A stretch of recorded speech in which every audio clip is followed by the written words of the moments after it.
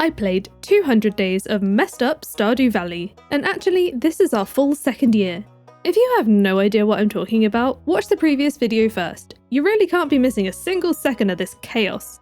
Last year was an absolute scorcher, so from now on, I vow, no more summer. Summer is banned. So let's see how far we can get this time. The Wizard and Pierre are still MIA, so it's our mission to find them safe and sound. As a reminder, our end goal will be perfection, and the settings I use for the Archipelago setup can be found linked in the description, so hit the like button for a bit of good luck and subscribe for all the chaos ahead. And without further ado, let's begin.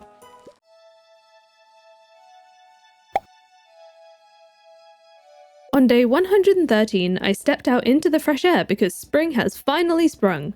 Kent was waiting at the farm for me to introduce himself, so we've got a brand new friendship to progress. But of course, from all of last year's unlocks, we already have 8 real hearts with him. His family must have really been talking me up whilst he was away. Here's a reward seed maker from last year, and whilst I start tidying up the farm, you might spot Robin working on our new stable. I can't wait to unveil which animal will be our mode of transport.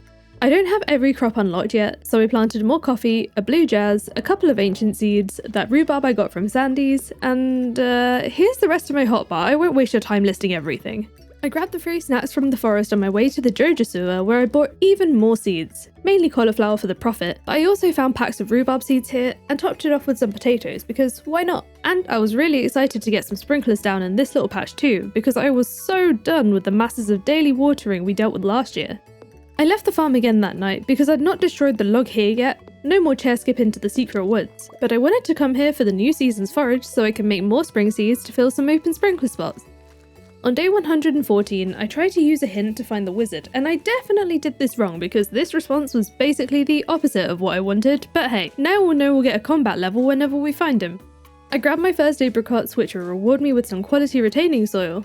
This is actually trash now that I've got sprinklers in place.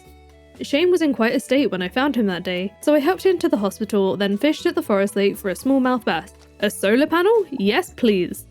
I checked on my animals who all needed food, and the coop was cluttered with eggs, but at least this is good for more mayo. I had a quick look at my friendships to remind myself who still needs gifts, and as you can see, we have so many filled up now from last year's gifting, but our work isn't even close to being done here yet. So I made a bit of progress with today's gift spree, but nothing new was unlocked. The true gift of the day though was our new horse-shaped friend, but I think you'll actually find that this is a pigeon. The best pigeon ever. For the rest of this day, I hung out in the mines, but I'll be completely honest, I really can't remember why, and I even stayed till I passed out. I paid an early morning visit to the travelling car on day 115 to grab the pufferfish since I can't catch these yet, but I didn't realise I already had one. At least I have a spare I guess, because one of these I handed to Demetrius for his quest, which leveled me up in mining. I only just remembered to ask Robin for that free well. Again, I just dumped this in a temporary spot. Then I ran to the beach to reel in some new fish because I had no idea that I could never have caught the sardine in summer. Literally the only season I was stuck with last year. I also caught an anchovy and a herring, all of which earned me more friendship. Speaking of fishing, I accepted the legendary fish key quest. I don't know what wave of confidence I was riding, but I think I actually intended to do this, with a training rod. The first one I attempted was the Legend 2, with the logic that if I can manage this one, I'll be able to get the rest, and if I can't do it, there's no point even trying the others. I didn't end up even hooking it though, so I guess it's not meant to be. On day 116, Kent got his first birthday gift, which got me hearts with Evelyn instead. Then I spent literally all day at the lake fishing again. But I'm only now realising as I'm scripting this that I'm pretty sure my bobber doesn't even come close to where I need to be to catch that Legend 2. At least it forced me to chip away at that fishing level, even if I didn't gain one today. On day 117, I unlocked cactus seeds for harvesting my first garlic, but let's be honest, just the presence of the garlic alone was reward enough. I turned this one into more seeds to replant because I don't have space for 50 of them at the moment, so this time I'll get 2 more. I still have 1 spot in my coop, so I got another golden egg incubating, then it was another full day of mountain lake fishing. Still no level up though.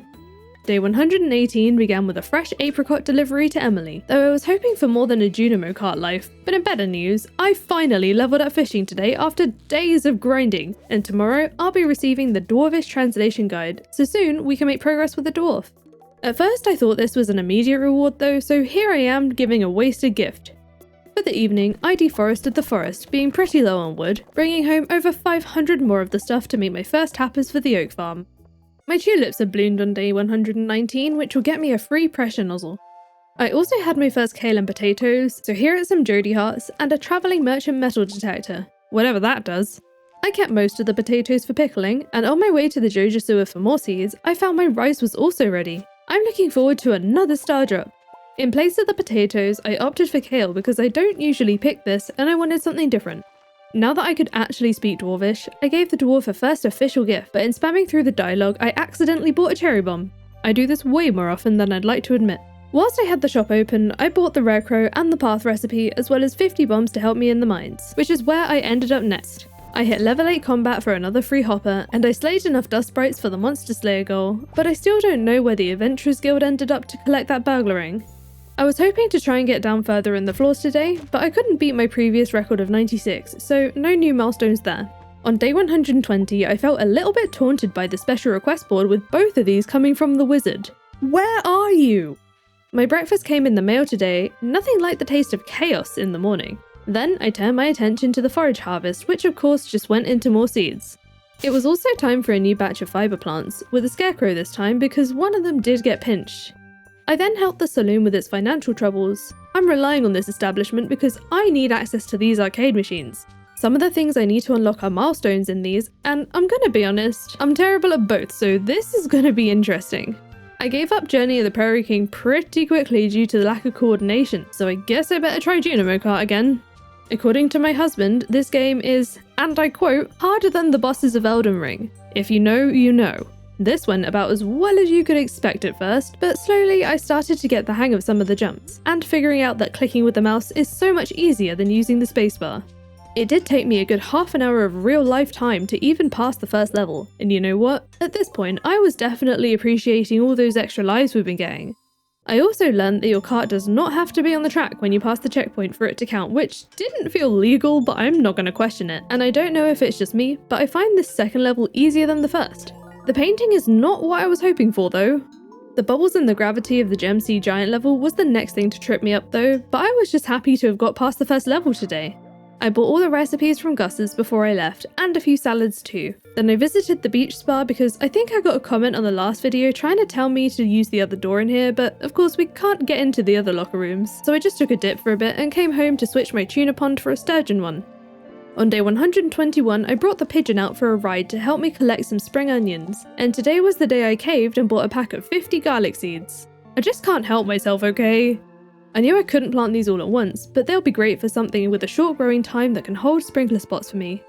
I will be needing a lot more sprinklers though, so today was for farming copper ore in the mines, but as soon as it got to the evening, I was over at the pier fishing, hoping to catch the eel, having forgotten that the training rod just isn't capable of such a feat. On day 122, I got my first blue jazz, and surprisingly, I remembered to grab the honey before I picked the flower, and here I unlocked the deluxe scarecrow recipe. I had enough gold for just a few quality sprinklers, so I started a new crop field and stuck around on the farm today to clear the explosion of trees and debris that sprouted with the season. That was just over a stack of wood just hanging out on my farm. On day 123, I found out I'll be receiving a galaxy dagger for harvesting my first green bean. Gosh, imagine if that was just a vanilla thing. Pigeon helped me deliver some gifts, and when I went to collect more from my fruit cave on the pier, I found Willy standing outside with some sort of predicament. What have you been doing with my fruit cave, Willy?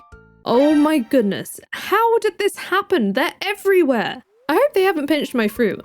Gus joined us shortly after and offered to take them off our hands, but Willy, you need to find somewhere else to breed your crabs. Leave my fruit cave alone. I think they took all the good stuff too, because there were only a few rubbish forageables left. Some of the others I'll have to find something else, but Evelyn got a diamond, reaching full friendship for 30 more key gems. Rober's got a void egg, bringing us to 8 hearts, instead raising my friendship with Pierre, who we still haven't found, and for 8 hearts with Jody, I unlocked a barn upgrade, which I wasted no time in ordering from Robin.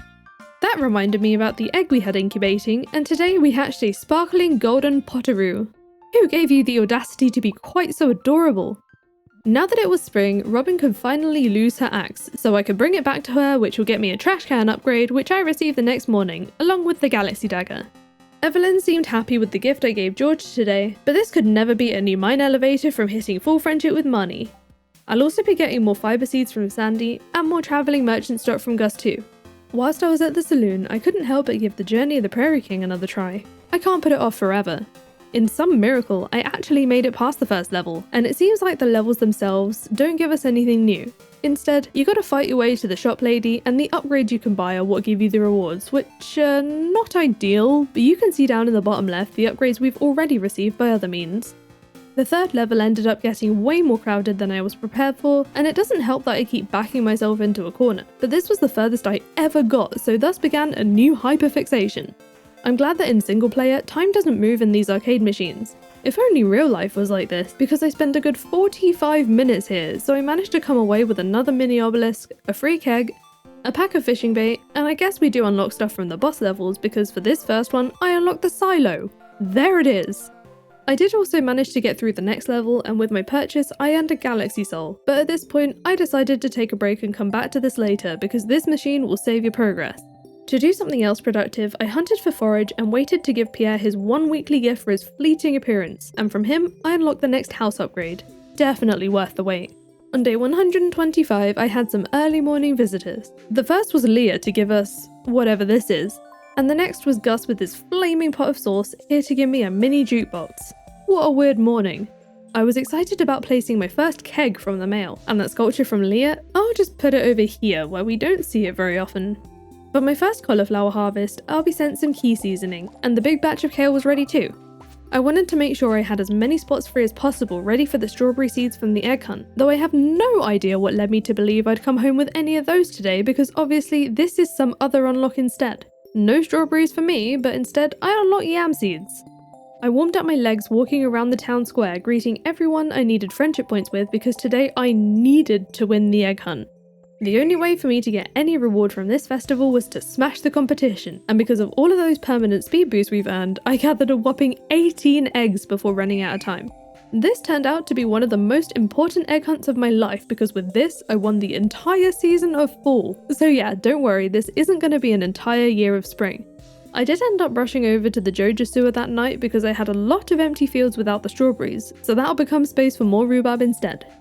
Speaking of rhubarb, my first harvest came in the next day, and for that, I'll be getting a fishing rod upgrade. Thank goodness, I'm so done with this training rod. All that rhubarb got replanted with more rhubarb because it's a really good moneymaker. I made use of the first day of the gifting week, but I didn't unlock anything new from this today. Then I felt like giving Journey the Prairie King another go, but this run ended just one level later.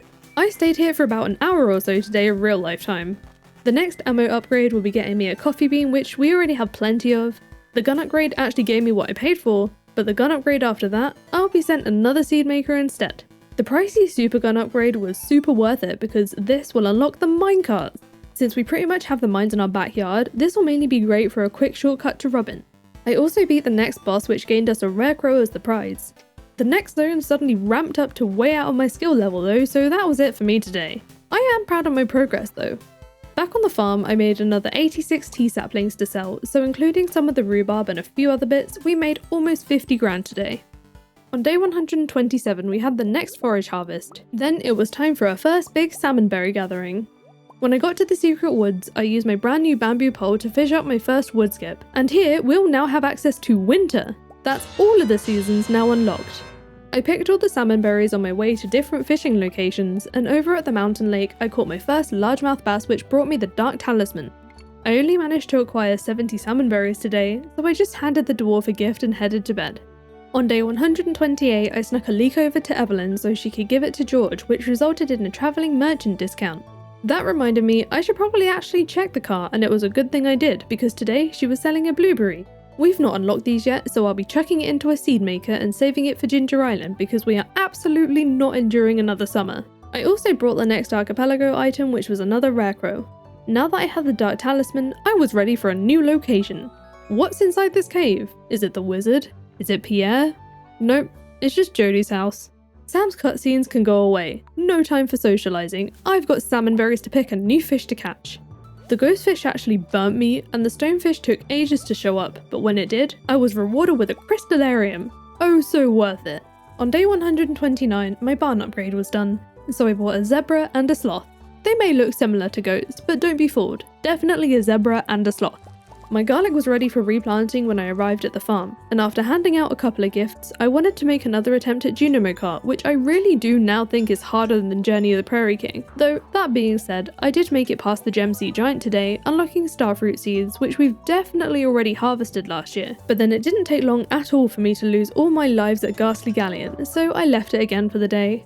I went back to gifting instead and unlocked Caroline seeds from what? I went back to gifting instead and unlocked melon seeds from Caroline, and I won't say it again, but any summer seeds will now just be saving for Ginger Island, or if we get the greenhouse first. No more summer. And for our other non-summer activity, more salmon berries. On day 130, I stole the mushrooms from Lewis's cave and continued with my spring foraging obsession for the last day of salmonberry season. It was then over to Robin's because it was time to ask her to build my free silo. I can finally make use of all this extra grass on the farm, and when I got back there, I shipped off another 54 tea saplings. I visited the dwarf in the cave and hit 2 hearts, unlocking fairy seeds, then spent the rest of the day in the mines for iron and coal. On day 131, I struggled with fishing in town because it's raining, so the catfish is around. It took me a while, but I did manage to catch it, which upped our friendship with Abigail. Pierre was asking for some Joja Cola for a pizza, and as questionable as this is, I accepted it because it's Friday today and Pierre usually goes to the saloon. I had to go home and grab it ready for later, and whilst I was there, I moved my preserves jars to the shed, making sure to leave one outside so I know when these are ready. I also grabbed a couple of supplies to check some things off my journal. I got some Shane hearts for the crispy floorfish, and I guess this cauliflower wasn't up to scratch because Jodie decided to burn me when I handed it over. I then proceeded to get drenched whilst waiting to ambush Pierre with a special gift along with his Joja Cola, but because he's too good for the rain, he won't be leaving the store today. I was really counting on that board request. Has nobody heard of umbrellas here? In reality though, the rain was actually a good thing because I successfully caught my first eel. I'm okay with another free chest, I suppose. Then I carried on fishing for the night to slowly work on that fishing level. On day 132, I incubated another slime egg and cleared out the slime. I do this periodically, and I know it will be easier to fence the slimes off, but honestly, I couldn't be bothered, so I'll continue to struggle annoyingly for the foreseeable future. I was ready to give Journey of the Prairie King another go, and after another hour or so, through the power of luck and the sheer amount of items I was getting, I successfully reached the final level, fought that boss, and won. What was the big reward for beating Journey of the Prairie King? Another life in Junimo Kart, which, actually, I was pretty relieved to find. This is something I never thought I'd be able to do, so with this as my first ever victory, I'm pretty proud of myself, even if I did have a head start with some upgrades. The harder version can go away though. Absolutely not, because I need some remaining brain cells to make use of the extra Junimo Kart life. Clearly I needed them all for the 40 minutes I spent here, and somehow I held on long enough to reach the end of Ghastly Galleon. All of that just for a painting, and I wasn't expecting Red Hot Roller Coaster to go quite this hard. I literally lost all the lives before even reaching the first checkpoint. I did give it a couple more goes, and this time I experienced the horror that is Glowshroom Grotto. No thank you, bring back Red Hot Roller Coaster. I think I just got the 2 most unfair mushrooms ever. On day 133, I received my very own Journey of the Prairie King machine, which personally I can't see myself using. At this point, I feel like Pierre is taunting me with all these requests, or maybe it's a sign that we might find him this year, who knows. It was time for another garlic planting, then I took a scythe to a lot of this grass to get the silo filled up, making sure to stop once it got full. For this new gifting week, I earned some fairy dust for reaching 10 hearts with Krobus, a star drop for 8 hearts with Sandy which arrives tomorrow, as well as a reward for delivering a dandelion to her, and finally a travelling merchant discount for full friendship with Jodie. With any remaining hours, I literally just chop wood. On day 134, I collected my rewards from the mail, including that star drop from Sandy. I am loving all the chaos here and I hope you are too.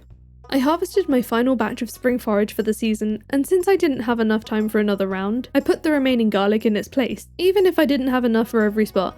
I then handed out all the gifts I could, and for 10 hearts with George, I unlocked parsnip seeds. Impressed with the timing with it being the last week of the season. That was my only friendship unlock of the day, so I took some time to think about a more permanent spot for the stable and the well, but obviously it's now too late in the day to actually get them moved. Day 135 began with a little forest foraging on my way to the Joja sewer to buy my first parsnip seeds.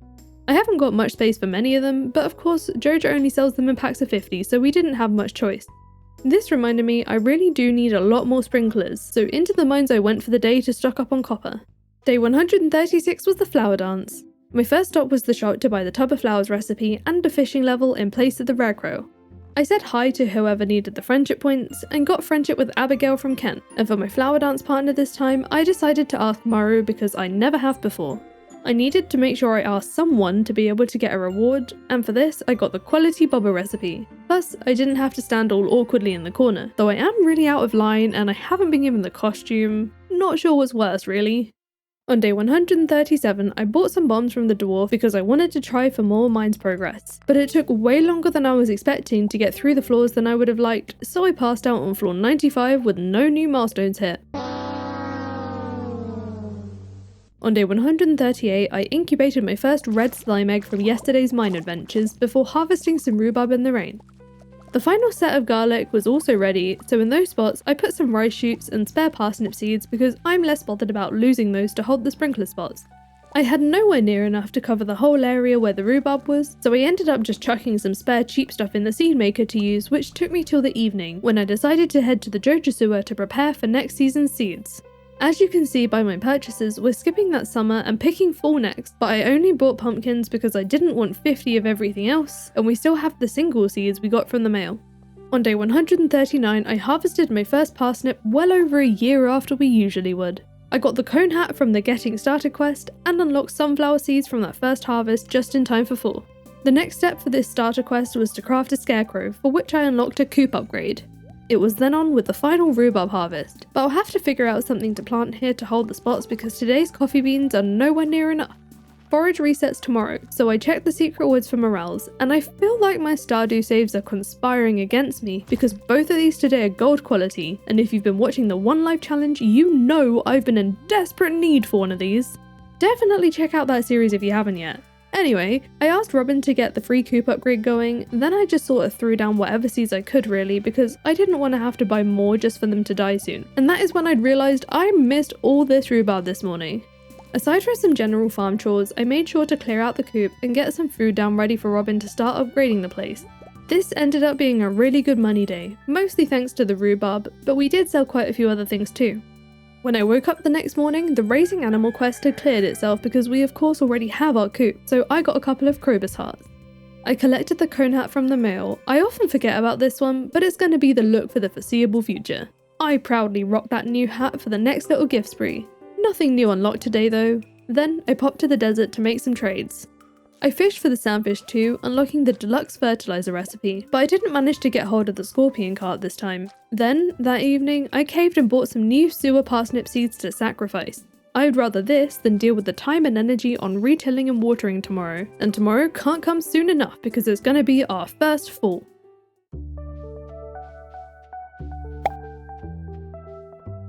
Besides all the fall colours, the first thing I noticed on day 141 was my ancient fruit having come to fruition. Interestingly, we didn't unlock anything for harvesting this plant, but obviously I just turned these back into seeds.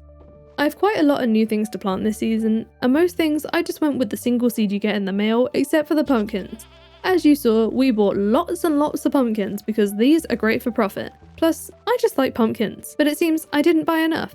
I ended up getting 50 each of bok choy seeds, yams, amaranth and artichoke instead, just for a tiny bit of variety, and I'll work my way through all of these as the season progresses. I hit 4 hearts with the dwarf today, which got me more ancient seeds. Those will go in a chest with the ones I made earlier, but for the rest of the day I rode around with Pigeon on the hunt for fall forage.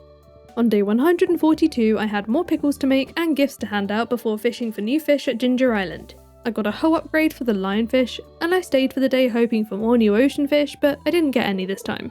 I did get a couple of golden walnuts though, and when I returned to the farm that night, I added more paths to plan out the new crop fields. I really can't believe this, but I started day 143 with even more fishing. I caught my first tilapia, which leveled up my mining skill, and a first albacore, which got me more ancient seeds. I wanted to catch Marnie on her first working day of the week because I wanted to add to my coop a fluffy long-eared shark, a fluffy long-eared rhino, and a fluffy long-eared chinchilla. If you think they look like rabbits, your eyes are deceiving you. This is the day I got round to moving the buildings, though even then I still wasn't really happy with how they were. I'll rethink this later. Before I left, I checked to see if I had any free builds waiting, and here we have the last house upgrade, so I asked Robin to get that done for us. Then, just outside, I fished for the tiger trout, which got me more ancient seeds, and a salmon which leveled up my combat. Those were just a warm up to catch the angler. No idea how I managed this with a bamboo pole, but I'll take the extra friendship with Demetrius. Turns out that combat level was level 5, so for my profession, I chose fighter since the other one doesn't really do much for us. I spent the entirety of day 144 fishing, and for good reason. My first sea cucumber unlocked the boat repair. I got the actual ancient seed recipe for level 9 fishing, and that was really it for unlocks, but we still got to work towards level 10, right? On day 145, I picked my bok choy, which increased the travelling merchant stock size. Since I still haven't got enough fall forage, I started chucking common mushrooms in the seed makers to make those fall seeds because I really wanted to get some planted.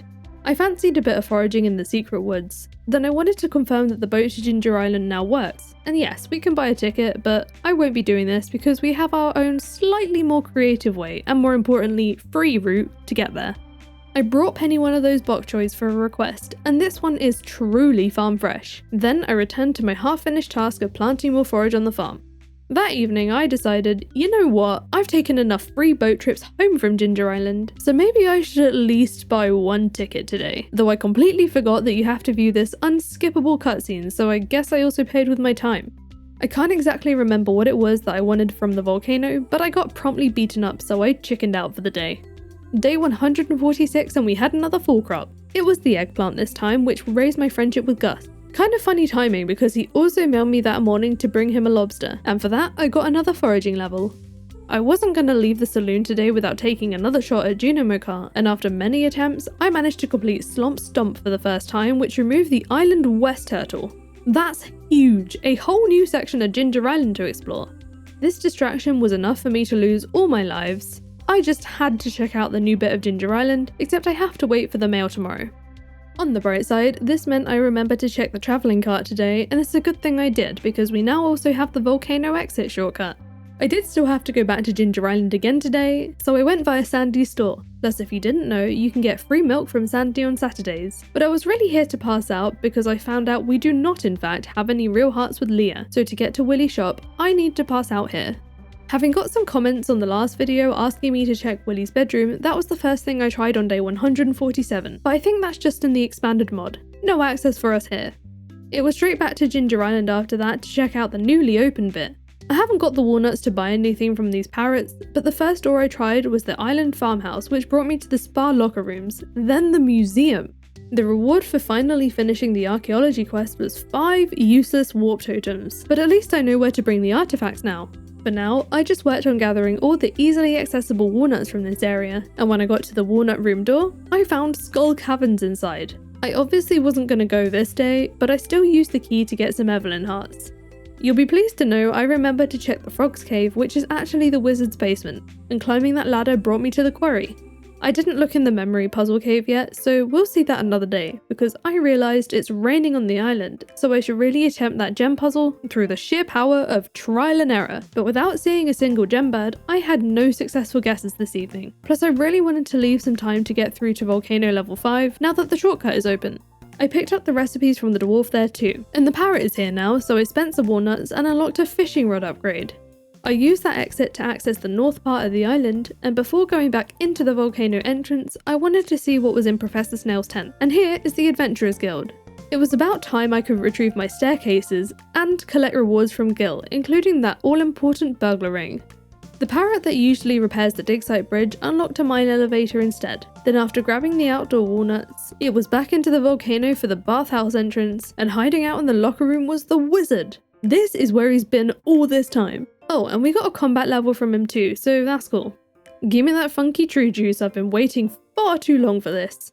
I also got that podium unlocked, so now I can build all those free obelisks. The only one I need to find now is for the desert. The last place to check in here is the trapdoor at the back, and here we find out that Pierre has been operating out of the wizard's basement. But first we have to help Abigail with some Journey of the Prairie King. It was nice going into it knowing I actually have a shot of making it through the level with her, and given my recent victory, we actually did. Unfortunately, it was too late in the day to check out Pierre's wares, but I could look inside Caroline's tea room, which is now home to Leo instead. Has he just been trapped in here? I'm concerned, but hopefully after I've made this very dark discovery, Leo will be free to roam a bit. I befriended the parrot too, which increased my farming level. On day 148, I struggled to collect all my mail rewards because I gotten overexcited and prepped loads of seeds for Ginger Island. Oh, and there are the recovered staircases too. I put the seeds away for now to sort everything out because also my first amaranth was ready, so now we can access beet seeds, another fall crop. I replanted those with pre-bought artichoke seeds, and I had some spare yam seeds for my single iridium sprinkler I bought from Krobus. I forgot till I got a comment on the last video about how I've had access to Krobus since the very start, so I could have bought an iridium sprinkler every Friday. I was now more than ready to set up the Ginger Island farm, though I did forget my axe, so I stubbornly worked around the woods so I can prioritize planting the 3 crops for the old frog for whenever we find him. I also planted all of my taro on the other side of the water. It took me some time to clear out all the non-wood debris and set up the remaining sprinklers I had, but it wasn't until I struggled with the fruit saplings that I gave up and went home for my axe. When I got back to the island, I helped with encouraging Leo to move out of Pierre's shop so that Linus could teach him some life skills. Then my evening was for removing the rest of the debris on the island farm and collecting more golden walnuts. But before making the journey back to bed, I did check out the memory puzzle cave, which is where I found Lewis's home, a mare who lives in a cave out of town.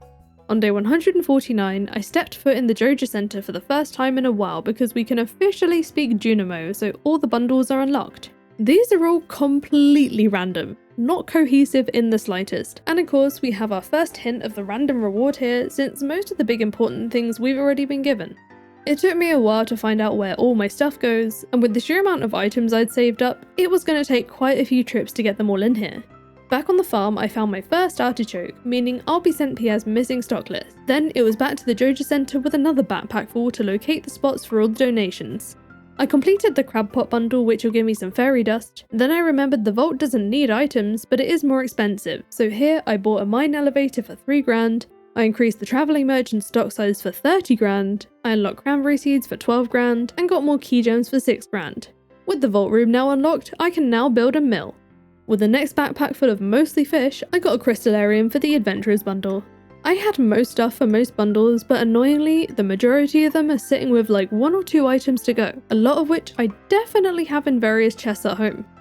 I took a break to pick the odd blackberry here and there, but I didn't feel like gathering every single berry this time. I wanted to save some for Linus now that I was giving him his berry basket back, and in return I got another extra life in Junimo cart.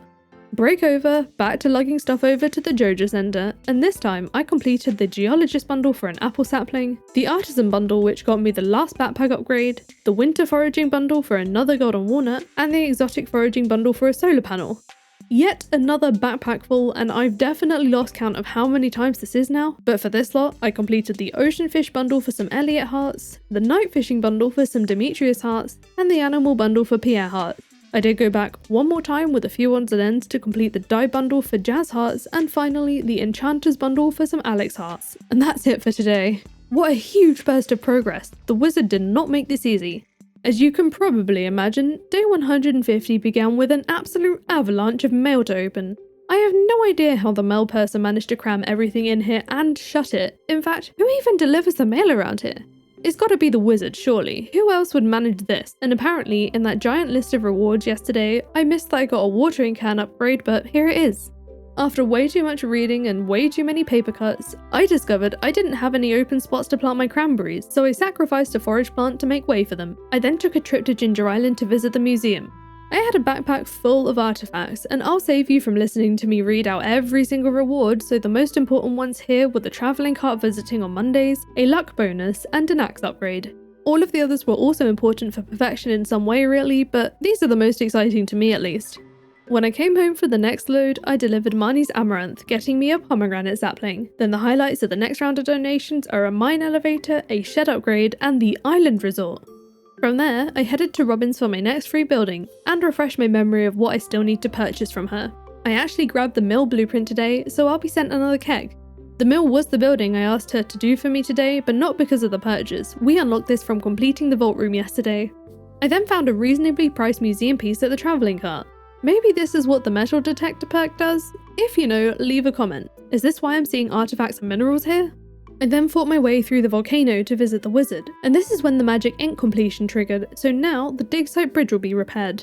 Now into the basement for Pierre's, and I realised that since I've unlocked the backpack upgrades, surely buying them in this store will give me new stuff? The first unlocked rare seeds, but I didn't have enough money for the second one today. Plus, I was here for a bouquet for later anyway, and whilst we're here, notice how Pierre only has a limited quantity of most things, so we definitely need to shop at the Joja Sewer anyway, and for the evening, I just gave out a couple of gifts. On day 151, I was happy to collect my axe upgrade amongst all those museum rewards. I also got that keg in the mail and immediately started juicing a potato to use for the community centre. My first grape had grown, and for my first bunch that hadn't just come from the ground, I'll be getting an extra 1,000 gold. There was also my first yam for more hearts with Maru. I had a few more things to plant on Ginger Island, including that first rare seed, but I'll come back later with a sprinkler, and I made sure to plant the pomegranate sapling too. I said hi to Sandy today and reached full friendship, so tomorrow I'll be sent my own sewing machine. Funny that this time it still happens to be loosely linked to Emily in some way, but what I was really here for was some deluxe speed grow and beet seeds. With so many other things to do, I forgot until now to officially greet Birdie so I could start that questline. Then with the beach resort now repaired, I could access this area for its walnuts, and to find out what's replaced the Pirates Cove, and this is now home to the Froggy Front. Still gotta wait on those crops to grow for now. There was also a new parrot in the volcano, so I fed it 5 walnuts for another mine elevator. It took me some time to get through to the shortcut exit on the 5th floor to access the dig site armed with a bomb to free Professor Snail, but when the bomb exploded, I unlocked rice shoots instead. He's gonna have to remain trapped until we figure out where the heck we can free him. I planned to fish up the discus here, but I kept getting anything but fish, so I gave up on that for now so I could get a few more sprinklers set up on the island farm before I could forget. You'll be pleased to know I did finally check the shipwreck tonight, which is now home to the mutant bug lair. I feel like it fit, but instead of the dark talisman in here, I found another seed maker. On day 152, I cooked a pale broth and a survival burger for the Joja Center, but the reward for the speciality fish bundle was a disappointing 2 key gems. Still had to be done, I suppose. I rode all the way up to the railroad with Pigeon to disturb Kent in bed because I wanted to give him the war memento. With the tomato salt he gave me, I made a bridge in the volcano over to the saloon to bring Gus this special ingredient, which he traded for the Stardew Valley rose. Luckily, Sandy isn't too far away, pretty much next door really, and in exchange for the flour, I got a TV remote. I warped home with my return scepter because I get to George's via the farmhouse, and you may have noticed I struggled to hit the warp stone here because I'm so speedy now, but I go through the front door, then the little cave, then up through the witch's swamp, and into the hut to give over the TV remote. For that, I got an Arctic shard for the wizard. A bit more painful to get to. I literally had to run from so many enemies to reach floor 5 of the volcano. Because the turtle's still in the way, this is my only access to the north of Ginger Island. He gave me the wriggly worm for Willy, but for whatever reason, I decided to save this final step for later. I did want to visit Pierre whilst I was here because I had an amethyst for him that he requested. Anything to increase that friendship, plus a little bit of extra gold is always nice. I could now afford what would have been the last backpack upgrade, but instead I got a Lupini painting. Very thankful I didn't have access to this till now. It wasn't till midday that I began tending to the farm, and in place of all that forage went more forage. I wanted to occupy some time before I go to find Willy later tonight, so I went ghost hunting in the mines because I had the ectoplasm quest on my list for this week, but after many hours of trying, I didn't find it today, and I wanted to make sure to give Willy the worm on his way home that night, so now I have the pirate's locket ready for Birdie. I then took advantage of the late hour by fishing at the mountain lake for my first midnight carp, the reward for which was an extra 5,000 gold. On day 153, I emptied my sturgeon pond because I wanted to breed the midnight carp here, so now I don't have to fish for more. The fairy roses had now grown, so tomorrow I'll have a better pickaxe. Then I whizzed off to Ginger Island to return the pirate's locket to Birdie, and for that I unlocked tulip bulbs. I also got given more walnuts, so I used them to feed this parrot to unlock the iridium fishing rod, which will come by mail in the morning. Not bad for just 5 walnuts. I set up my crab pots on the beach here because I didn't want them on the farm anymore. Then it was back to the mines to try for the ectoplasm again. With way too many hours and way too many ghosts, it finally dropped close to midnight. On day 154, I removed a rainbow trout from my tank and turned it into sashimi ready for Pierre at some point. It was wonderful seeing all my pumpkins ready on the farm, but first I wanted to clear out the coop before I could forget any longer. It's a complete mess in here, and I really needed some of these as gifts. My first pumpkin got me another 50 iron ore, and once I gathered all the pumpkins on the farm, I replenished my pumpkin seeds in the Joja Sewer so I could plant another batch because this really is my favourite crop. With those dealt with, I could get on with the new gifting week, which also included giving in the ectoplasm for some Abigail hearts, and the sashimi to Pierre which got me the bone meal recipe, plus a mayo machine for reaching 4 hearts with him. Whilst I was in there, I bought a mini obelisk recipe from this parrot here. Then I returned to the valley to make some music with Abigail and fish for the walleye since it was raining, which boosted my luck. Having sold most of those pumpkins, we made quite a lot of money that night. Then on day 155, my potato juice was done, so I started making some coffee. At the travelling cart today, I bought a bone flute for the museum, and the Archipelago item, which happened to be a discount for this place, so that'll be good for the future. That juice got added to the summer foraging bundle, which, are we foraging from a party or something here? But anyway, this got me another travelling merchant metal detector. I had some other bits to donate, but no more bundles complete just yet. My second gift to the dwarf for the week unlocked corn seeds. Then I unlocked a largemouth bass at the mountain lake to donate to the field research bundle. The travelling cart will now visit on Thursdays too. Over on Ginger Island, my first taro harvest unlocked the orange sapling, and it was nice to make a start with getting golden walnuts from the crops as well. I also found clams for the first time in my crab pots, which is weird because I was sure I caught all the crab pot fish, but that unlocked taro tubers, a completely redundant reward. As I was making my way through the volcano to gift the wizard, I reached level 10 mining. Didn't realise I hadn't done that yet either, but I'll be sent some desert warp totems tomorrow for it. This is useful considering the desert obelisk is the only one I haven't got yet, and for some bonus loot I got a golden walnut and an ostrich egg. Just got to find that incubator recipe now. On day 156, I gained a fishing level from a beetroot, and had a small batch of artichoke to harvest before heading off to the Stardew Valley Fair. The first thing I did was check out the token shop so I knew how many tokens I'd need today. We're gonna need the same 2,800 to get what would have been the star drop and the rare crow. I set up my Grange display, and whilst Lewis was judging, I greeted everyone who still needed friendship points, which meant we hit 2 hearts with Leo for more travelling cart stock. Lewis barely got a chance to return to his spot before the game revealed that I had in fact won, getting 2 hearts with Jody on top of the 1,000-star token prize. I built up my balance using the wheel here, and for the items we spent the tokens on, we got hearts with the dwarf and 10,000 gold with some tokens left over to get a triple shot espresso because I just cannot resist the coffee. On day 157, I picked up an early corn because I only planted my first seed yesterday and I need this for the Joja Center. But today, I wanted to make progress with the museum, so I brought all of my troves and geodes to open. It took several trips back and forth to empty my backpack and get them all open, but I did leave some Omni Geos behind to trade for more artifact troves in the desert. Before opening all of those, I noticed my first cranberries were ready, so I unlocked the farm computer recipe. In the next round of donations, it said I got a cute baby. No idea what that's about, but I was happy to see another Junimo Kart life there. The other rewards were pretty unimportant. For the rest of the day, I went for a volcano run on the hunt for golden walnuts and cinder shards for perfection, and for enchanting my tools. I hit level 9 combat in the process, meaning the glittering boulder will be removed. I kinda forgot about the copper pan in this playthrough, to be honest. The treasure on the 9th floor had something quite exciting waiting for me. The Dragon Tooth Club will be an incredible weapon upgrade, since the slammer isn't exactly best for the volcano here, so that went straight into the trash. On day 158, I had a sprinkler full of yams to harvest and replant before bringing Kent an iron bar he requested, which brought us to 6 hearts. It was funny getting another life for Journey of the Prairie King now that we've already completed it. Now that I had an iridium rod, I felt a bit more confident in catching the stingray today. I'll take that foraging level, thank you very much. I continued the fishing on Ginger Island, on the hunt for more first catches. For my first discus, I got jazz hearts. This pufferfish unlocked the golden clock. A flounder unlocked the weather channel, but actually, thinking back, I don't remember this. I must have just been distracted by the loot. Oh, and I also got 2,000 gold for catching my first tuna.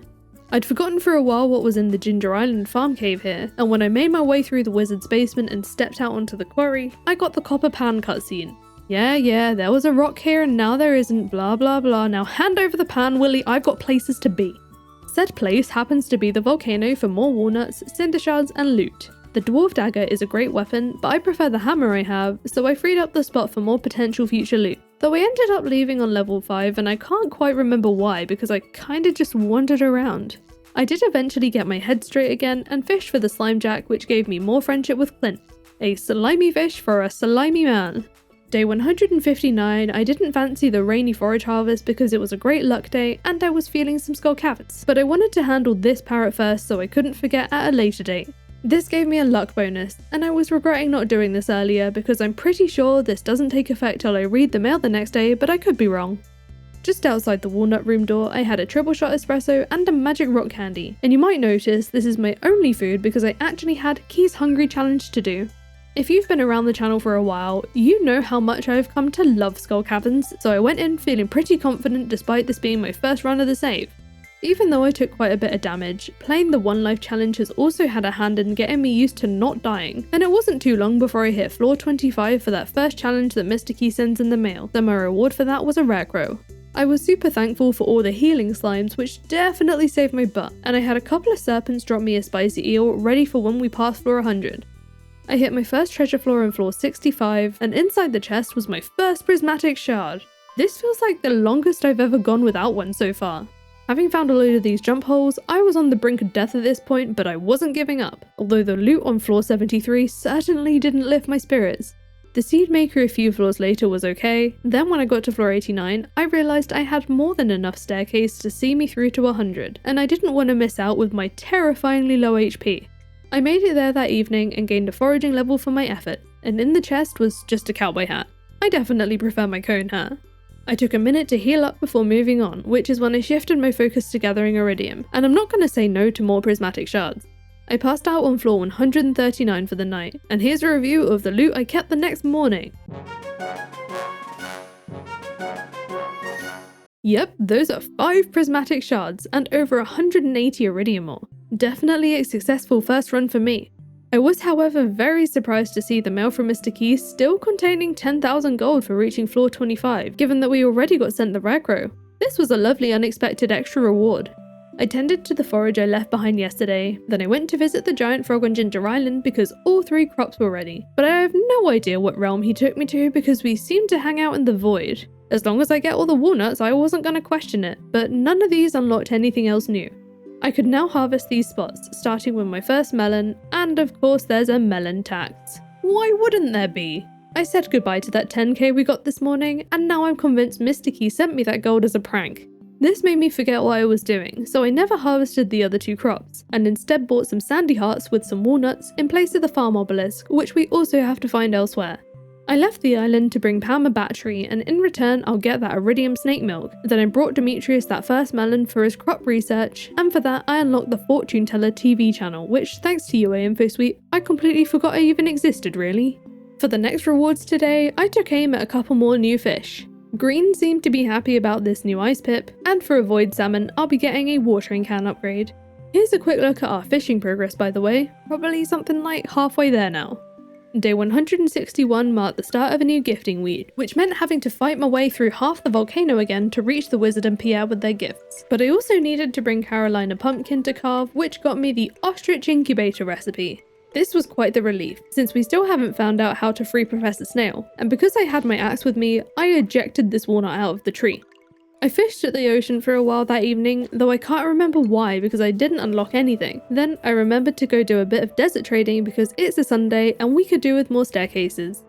On day 162, I discovered a baby in the crib. What? Is this the cute baby I got from the museum? How did this happen? I'm so unprepared and I have so many questions. Like, does this mean I have to unlock rewards by opting to have kids when I'm married? L_? Who named them? I'm going to process that later because I want to do a new special request, and this week we'll be hunting the prismatic slime at some point. The first thing I wanted to do on the farm today is make that ostrich incubator, but I was low on bone fragments, so I left that for now and headed to Ginger Island because I had some weeds hindering my fruit saplings. I said hello to my first blueberries too, but all they gave me was more farm debris, and even though I had a few more taro tubers I could have planted, I decided against it and pickaxed any leftover spots from last time to allow more tiles for potential artifact spots to spawn. I then took a trip to Clint's for geode cracking and checked the upgrade menu whilst I was there to know what to work towards, and I was horrified to find him selling a literal baby. Not only that, he called it ugly, and hiding behind the most expensive watering can upgrade. As if Clint could get any worse. I got all the geodes opened and exited as quick as I could to hand out my second lot of gifts of the week. When I reached the wizards, I hit 2 hearts, gaining friendship with Kent, and whilst I was there, I made sure to get my free golden clock built. Before leaving the island for the night, I hit up the dig site to gather all the bone fragments so I could now make the new incubator and get that egg hatching from the volcano. It was a good thing I came in here too because these animals need more rain food. Day 163 began with another forage harvest, and I didn't realise till after I replanted it that it wasn't going to grow in time, but at least the sprinkler spots will be held for me. The rest of my morning was spent in the desert catching the scorpion carp. For a horrible fish, I got a horrible reward, the rusty sword. I can't wait to throw that straight from my mail into the trash tomorrow. It was then over to the mines to hunt for the prismatic slime, which took the entire day to show up, but at least I got it on my first day of searching this time. Here I am putting that rusty sword where it belongs the next morning. Then it was time for another half volcano run so I could hand in that prismatic slime for 25 key gems. I expanded my Ginger Island farm a little to plant some beets as well as some fertilized poppies because I need 5 gold quality ones for the community center. And I changed my mind on planting some taro because I still need some golden walnuts from harvesting stuff. Speaking of golden walnuts, I got Clint to open my single golden coconut that evening for another golden walnut. Then back on the farm, I checked in on the slime hutch for the first time in clearly a very long while, and I had to say goodbye to some of the existing ones to allow the egg to hatch. I set up a slime press too, so I can press that slime into a bit of additional income. On day 165, I donated my prismatic shards to the museum, expecting that surely a wonderful piece like this would come with some wonderful reward. But no, literally nothing. Not a single thing, except some disappointment, I suppose. I planned to make up for that with a major win, so I headed to the dwarf for some extra bombs and lunched on some spicy eel because today I wanted to reach the bottom of the mine. And as a reminder, my lowest elevator unlock is currently 75. I still need to find the others out in the world somewhere. I did have some staircases with me, but I was trying to avoid using them because the ladders seem to be showing up with bombs pretty well today anyway. I found a mushroom floor on floor 91, then I ended up using my first staircase of the day on 99, because screw those spiral floors. I used a few more over the course of the night because I suddenly realised what time it was, and I wasn't wasting time on the infested floors either. My next unlock came on floor 110 where I got a loom, and opening the chest made me want to throw up because there wasn't actually anything in there. I walked off the nausea to floor 115, increasing my friendship with Emily. Then I made it to floor 120 just after midnight and gained a farming level. Instead of the skull key here, I got hearts with Marnie, and now that's all the mine rewards unlocked. That farming level unlocked the keg recipe too, so today has been redeemed. On day 166, I fished a midnight carp from the pond now that they've multiplied to bring to the community centre. This completed the river fish bundle, which got me 2 hearts with Krobus. I wanted to make some more fishing progress today, so I fished in Cindersap Forest with some magic bait. I was looking for the Dorado, which I refused to do in summer, but I did first catch a pike which shuffled my inventory, and for a minute there it seemed like I actually didn't get said pike, but after rearranging everything it did pop up again. I also caught a perch which unlocked Leo's treehouse because even though he lives here, we still can't get inside. The next fish was a lingcod, which got me friendship with Willy, but unfortunately after 20 pieces of magic bait, I didn't get the Dorado today. I whizzed off to the farm to clear out the fish pond and dropped the lingcod in instead, because this is needed for the Joja Centre as well as the request from Willy that we'll get at some point. Today was also another of the handful of times I remembered to buy a sprinkler from Krobus. Then I chopped down the foresty looking area of my farm for more wood so I could build a big collection of kegs for the shed. This meant I could start a batch of rhubarb wine on day 167, which is also when I collected the remaining coffee.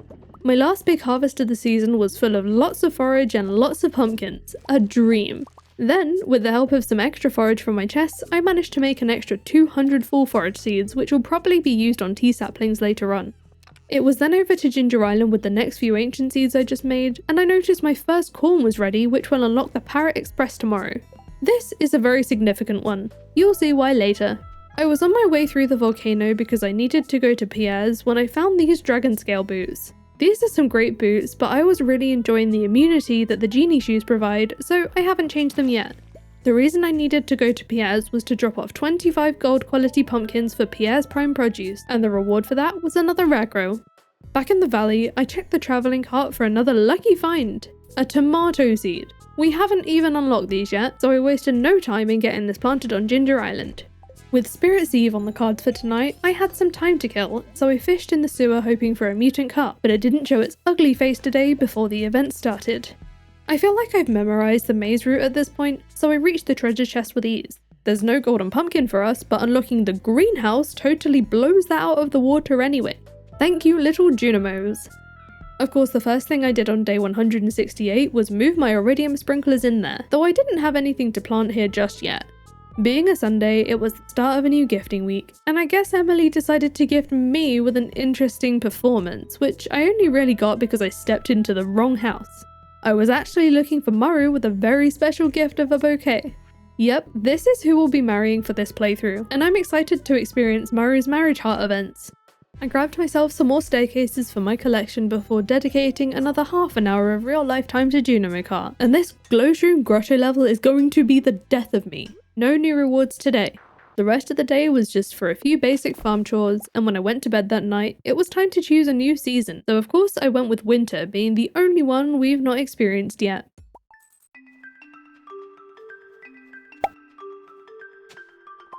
On day 169, I rushed through the fresh snow to check out this week's special request, and I'll be doing Robin's resource rush because we've actually got the wood version this time, and we can always use more wood. I planted some fibre on the farm to occupy the sprinkler spots, then did a bit of shopping at the travelling cart for any reasonably priced artifacts and an archipelago item, which turned out to be the club card, so now I can stop annoying that bouncer. As I passed through the bus stop, I scared a little shadow spirit, but I'll check on them later, because right now I want to hand Maru another gift. I had some others to hand out for the week too, and this is now going to get so much easier because the Parrot Express means we no longer have to fight our way through to level 5 of the volcano to access this side of the island, especially for getting to the Wizard and Pierre. It also means easier access to Leo for when he's in his island treehouse, so today I reached 4 hearts for more friendship with Leah. Then when I made it to the dwarf for their second gift of the week, I reached 8 hearts, so tomorrow that last turtle will be removed. I can finally now move freely around Ginger Island. The Parrot Express would just be great for shortcuts now.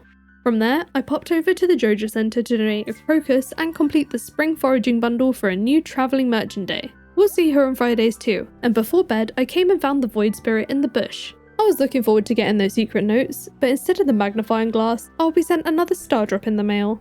This made for a delicious breakfast the next morning. Nothing like the taste of chaos to wake us up in the morning. When I got to Ginger Island, I found a new parrot asking for walnuts, so I fed it in exchange for a fishing level.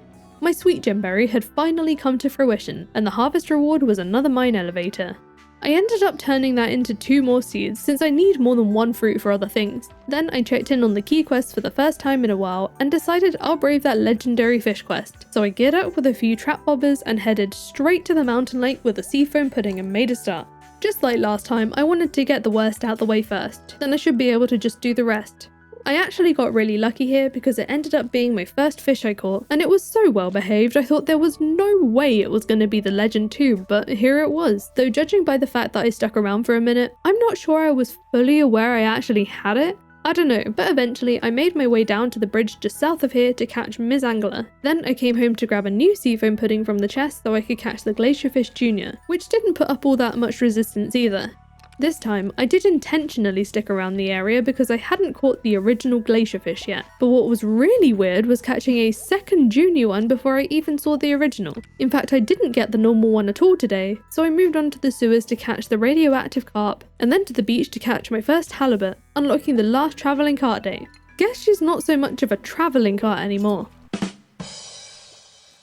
Sadly, my legendary fish streak ended here, because I'm pretty sure I hooked that son of Crimson Fish just once, but I ended up losing it. I'll try again another time. On day 171, I switched out my fish pond from lingcod to flounder because I only had one of those and I needed more given that we've only just unlocked the seafoam pudding recipe. I brought another lingcod I caught to the community centre to complete the construction bundle, rewarding me with wizard friendship. Then I grabbed another rare seed from the merchant, having just found out I need a gold quality one for the community centre. I also bought the chipped amphora because I always have such difficulty obtaining this piece for the museum. That rare seed got planted in the greenhouse with some deluxe fertiliser. Then I felt like giving Junimo Kart another shot again. Very much still feeling the doubt about unlocking all the rewards from all the levels, but I still need to go down trying. The end of my first run today was truly gut-wrenching, losing my final life mere inches away from the arrow. And the second time around I got the dreaded Glowshroom Grotto, where I got this horrible section right after a checkpoint that I just couldn't get past. That's enough for a rage quit for me today. I still needed to wait for my flounders to breed to make more seafoam pudding, so I bought a few trout suits from Willie instead and warped straight to the beach to try and catch the special legendary again. I first caught a red mullet for an extra 1,000 gold, but then I remembered I can make something better than trout soup. I had Dish of the Sea, which offers +3 fishing. I purchased some oil from the Joja sewer, then before cooking that, I also visited the forge to try for the master enchantment on the fishing rod, which will give us an extra level. It cost me 3 prismatic shards to get the right roll, but it's worth it to me. Combine that with some Keyseas and Dish of the Sea for a total of +5 fishing in total with the rod enchantment included.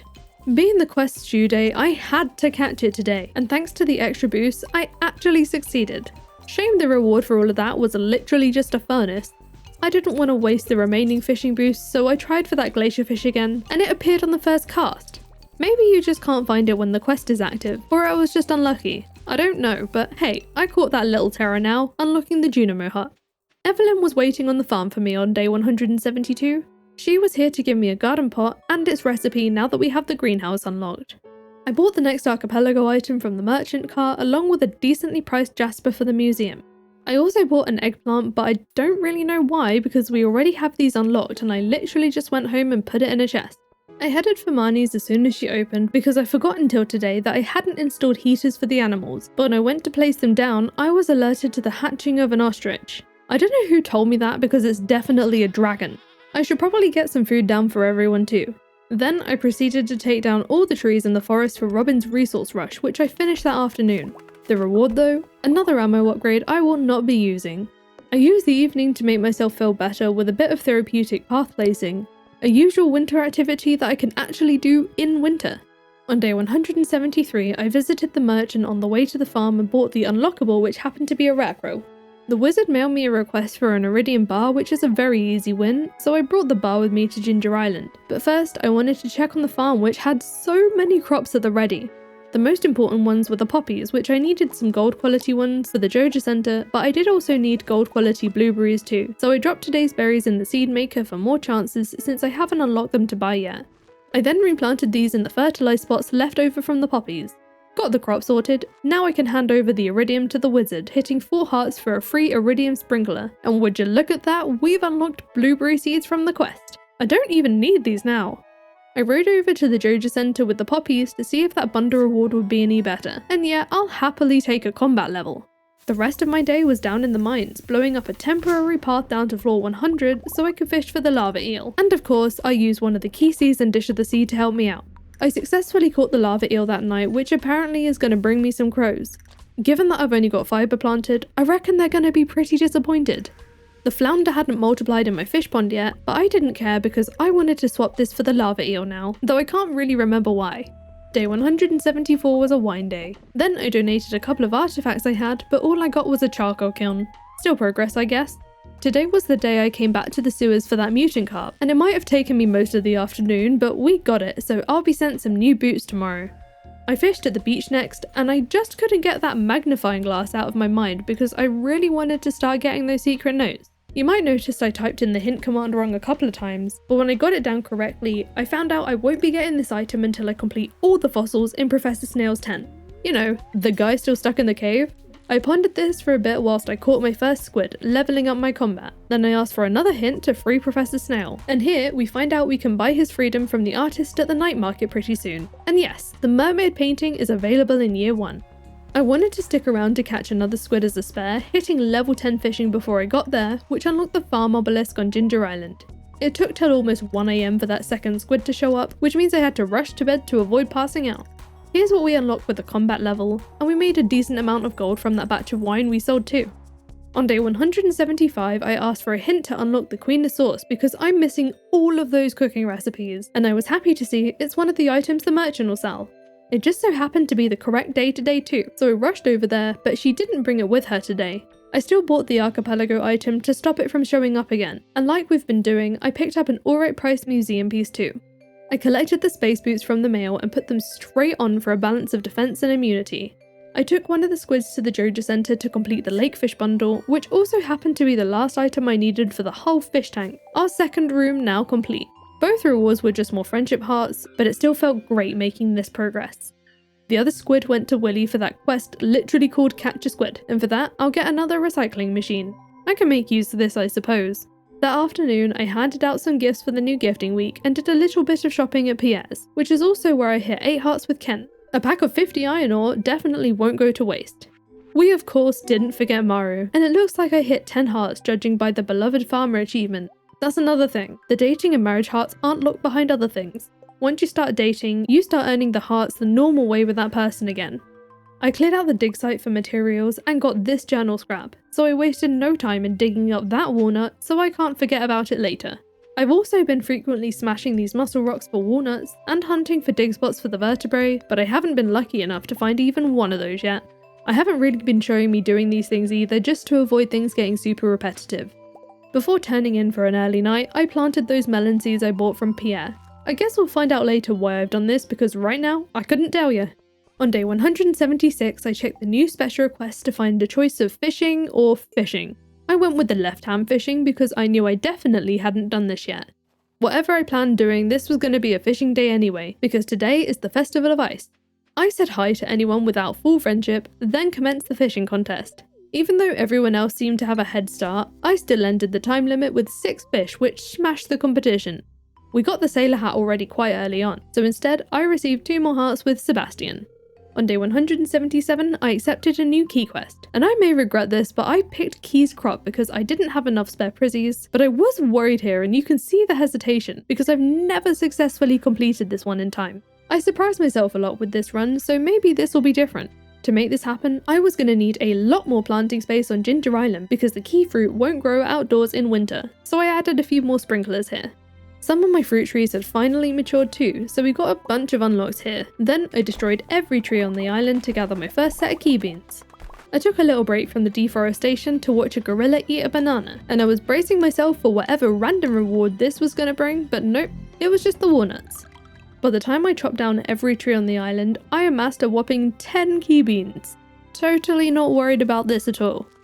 Instead of hunting for more beans, I set up more sprinkler spots with winter forage and handed out more gifts for the week. Then I remembered I have some tree fertilizer in a chest, so I chucked them on some saplings on the farm since these won't grow by themselves in winter.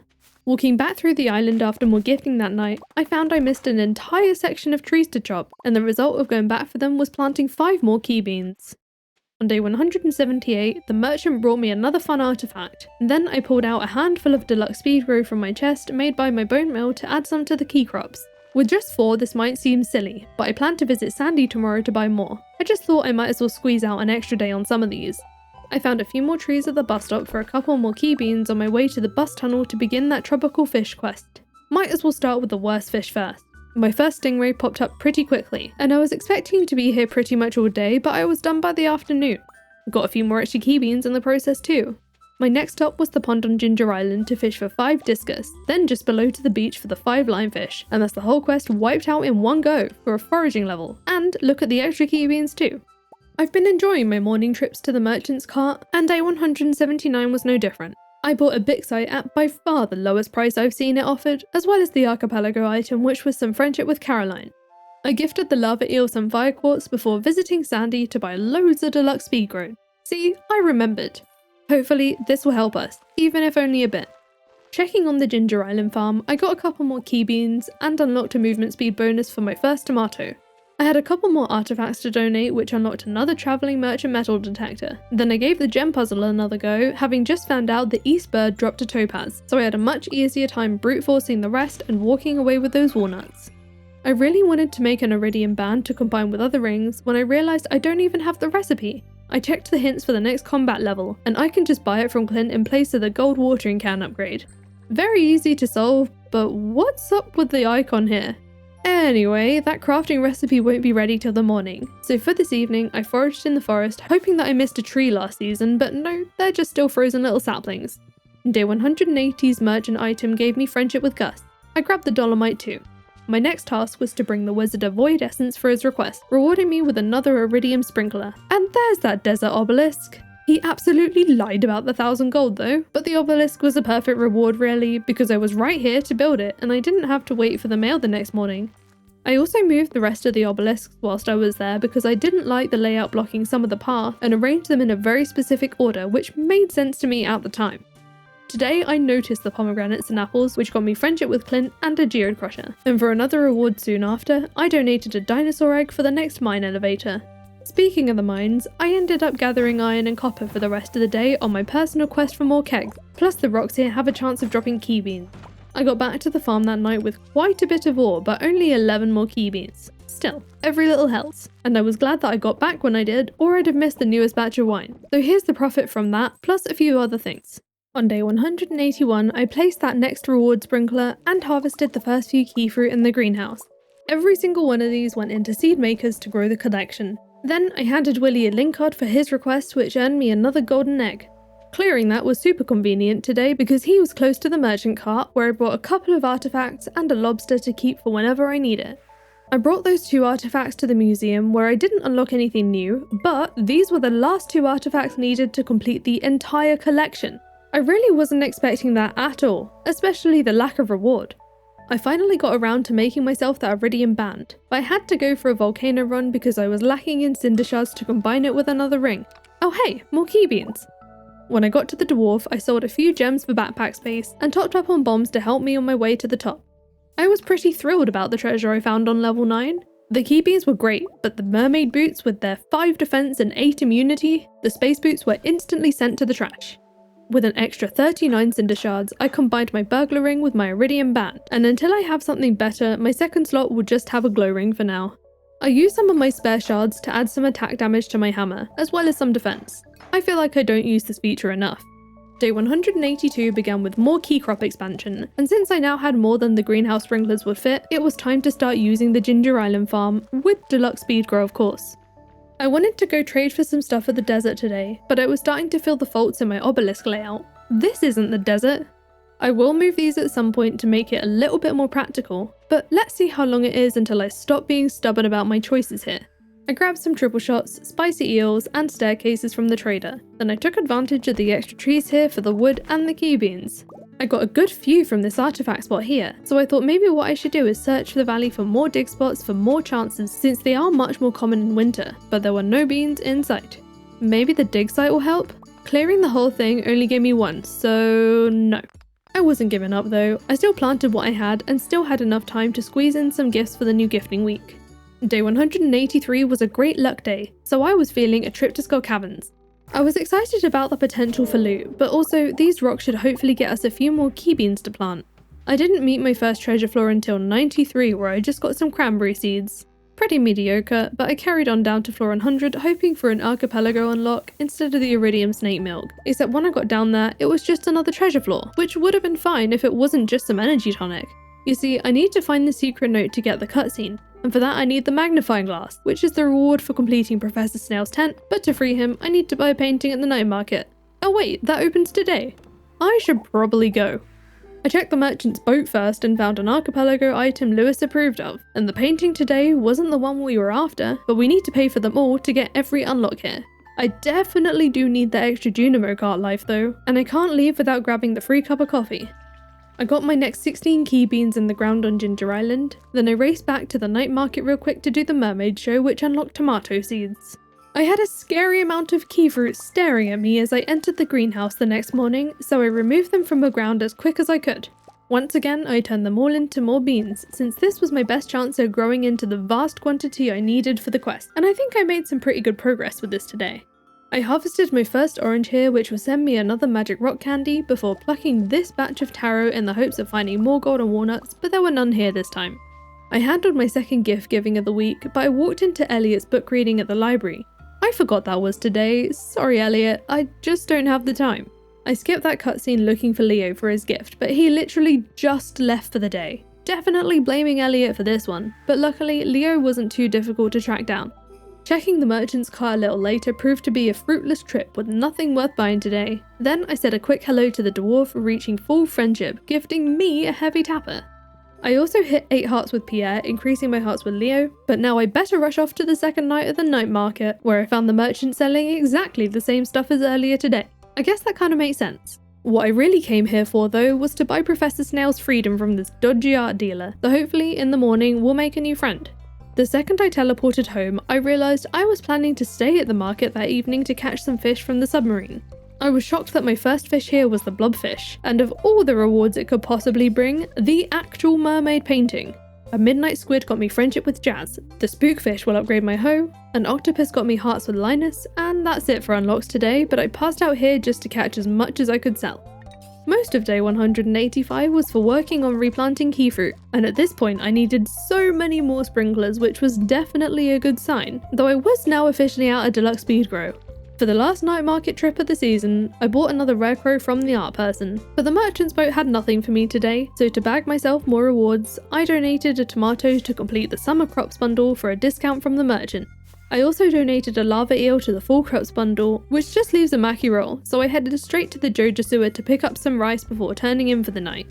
I made a fresh one to bring first thing on day 186, and the reward for that bundle was a combat level.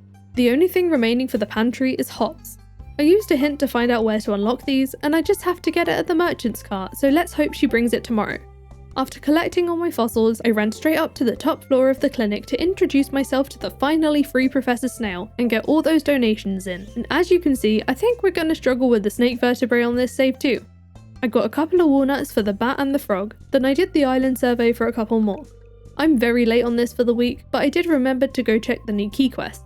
I accepted Key's Prismatic Grange because I couldn't see myself jumping into Skull Caverns this week, though I had no idea if I had enough of the required items. I may do that later. I did a favour for Clint in exchange for another mine elevator, followed by another favour for Clint, unlocking the hyperspeed grow recipe.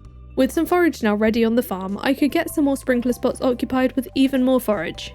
Being a Thursday, I could now top up on speed grow from Sandy, and add those to all the spots that ran out yesterday.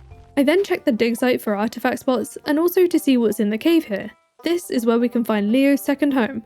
I also wanted all the bones from around there to make more free fertilizer. I managed to reach the merchant's cart mere seconds before she would close for the day.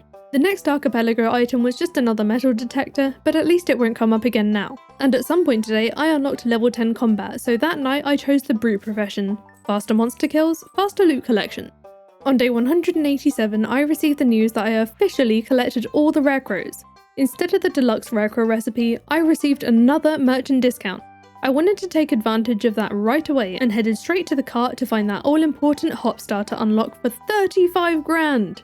How much would it have been without those discounts? Whilst waiting for Leo to exit his treehouse in the morning, I used a hint to find out where the final barn upgrade will be because we still need to get ourselves some pigs. And not gonna lie, I completely forgot about old Master Cannoli. This happens more often than I'd like to admit. Leo wasn't coming out, but I can't just go in because this door actually leads to Maru's room. But I don't know why I didn't keep that logic because I tried to find him in Linus's tent instead, forgetting this is Sebastian's basement now. And no, I don't have time to join your adventures at the moment. I'll hand over his gift later, instead dropping off 2 dozen eggs to the saloon fridge for a giant omelette.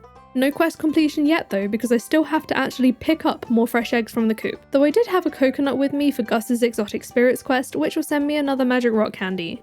I couldn't resist a quick go at Junimo Kart here, especially now I'd racked up a total of 11 lives. Now I intended for this to be a quick go, but I ended up hogging this arcade machine for an entire real-life hour.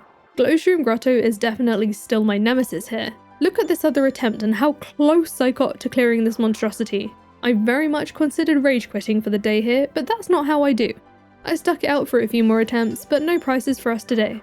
By this point, Leo was outside, so I could present him with another duck feather, hitting 6 hearts and unlocking strawberry seeds. I stuck by the lake to fish. I think I was looking for a sturgeon here because I left as soon as they stopped spawning for the day without having caught one, and I'm glad I happened to check in on the greenhouse, or I'd have missed out on the next key fruit harvest. I'm still not shipping them yet. Every single one is going back into seeds to plant, and I passed out for the night after returning to the valley farm for more sprinkler materials. Day 188 and there's even more key fruit. These are far too many faces for before my morning coffee. I managed to mostly fill the island farm up with sprinklers today and took the entire day expanding into every single spot, including getting them all watered. I just wasn't up for beginning my day with all those creepy fruity eyes staring at me on day 189, so I visited the merchant first instead. Oh, okay. Well, there's the Queen of Swords taken care of. Then it was onwards to the secret woods to feed old Master Cannoli. Appreciate the barn upgrade, and I'm guessing by that look the burial was good too. Marnie sent me some hay in the mail, which reminded me I should feed the barn animals, but this was when I noticed that the silo was now completely empty, so even some of my coop animals were mad at me when I went to collect the final eggs for Gus. At least that's what I thought, but I was 1 egg short, so hopefully tomorrow. That was enough to ready myself for today's key fruit task, and with every sprinkler full, I could now begin actually shipping some fruit. I chopped any fully grown trees here as well for more wood and more beans. I might as well keep gathering some where I can to keep more fruit out of the seed makers. Next on my list was a trip to Clint's to open these golden coconuts, getting a couple of skulls, a couple of saplings, and the golden helmet. I do really like this hat, but the cone hat is still my favourite for this playthrough. I dropped one of the skulls off to Professor Snail, then boosted some of our cash with some tea saplings. Add those to all this wine and this should be a very good money day, though I have now run out of rhubarb, so I'm gonna have to find something else to put in the kegs next time. I made sure to get the Sunday Jade trade in and dug all the worms here today. Mostly just got clay and stone, but I can't just not do it.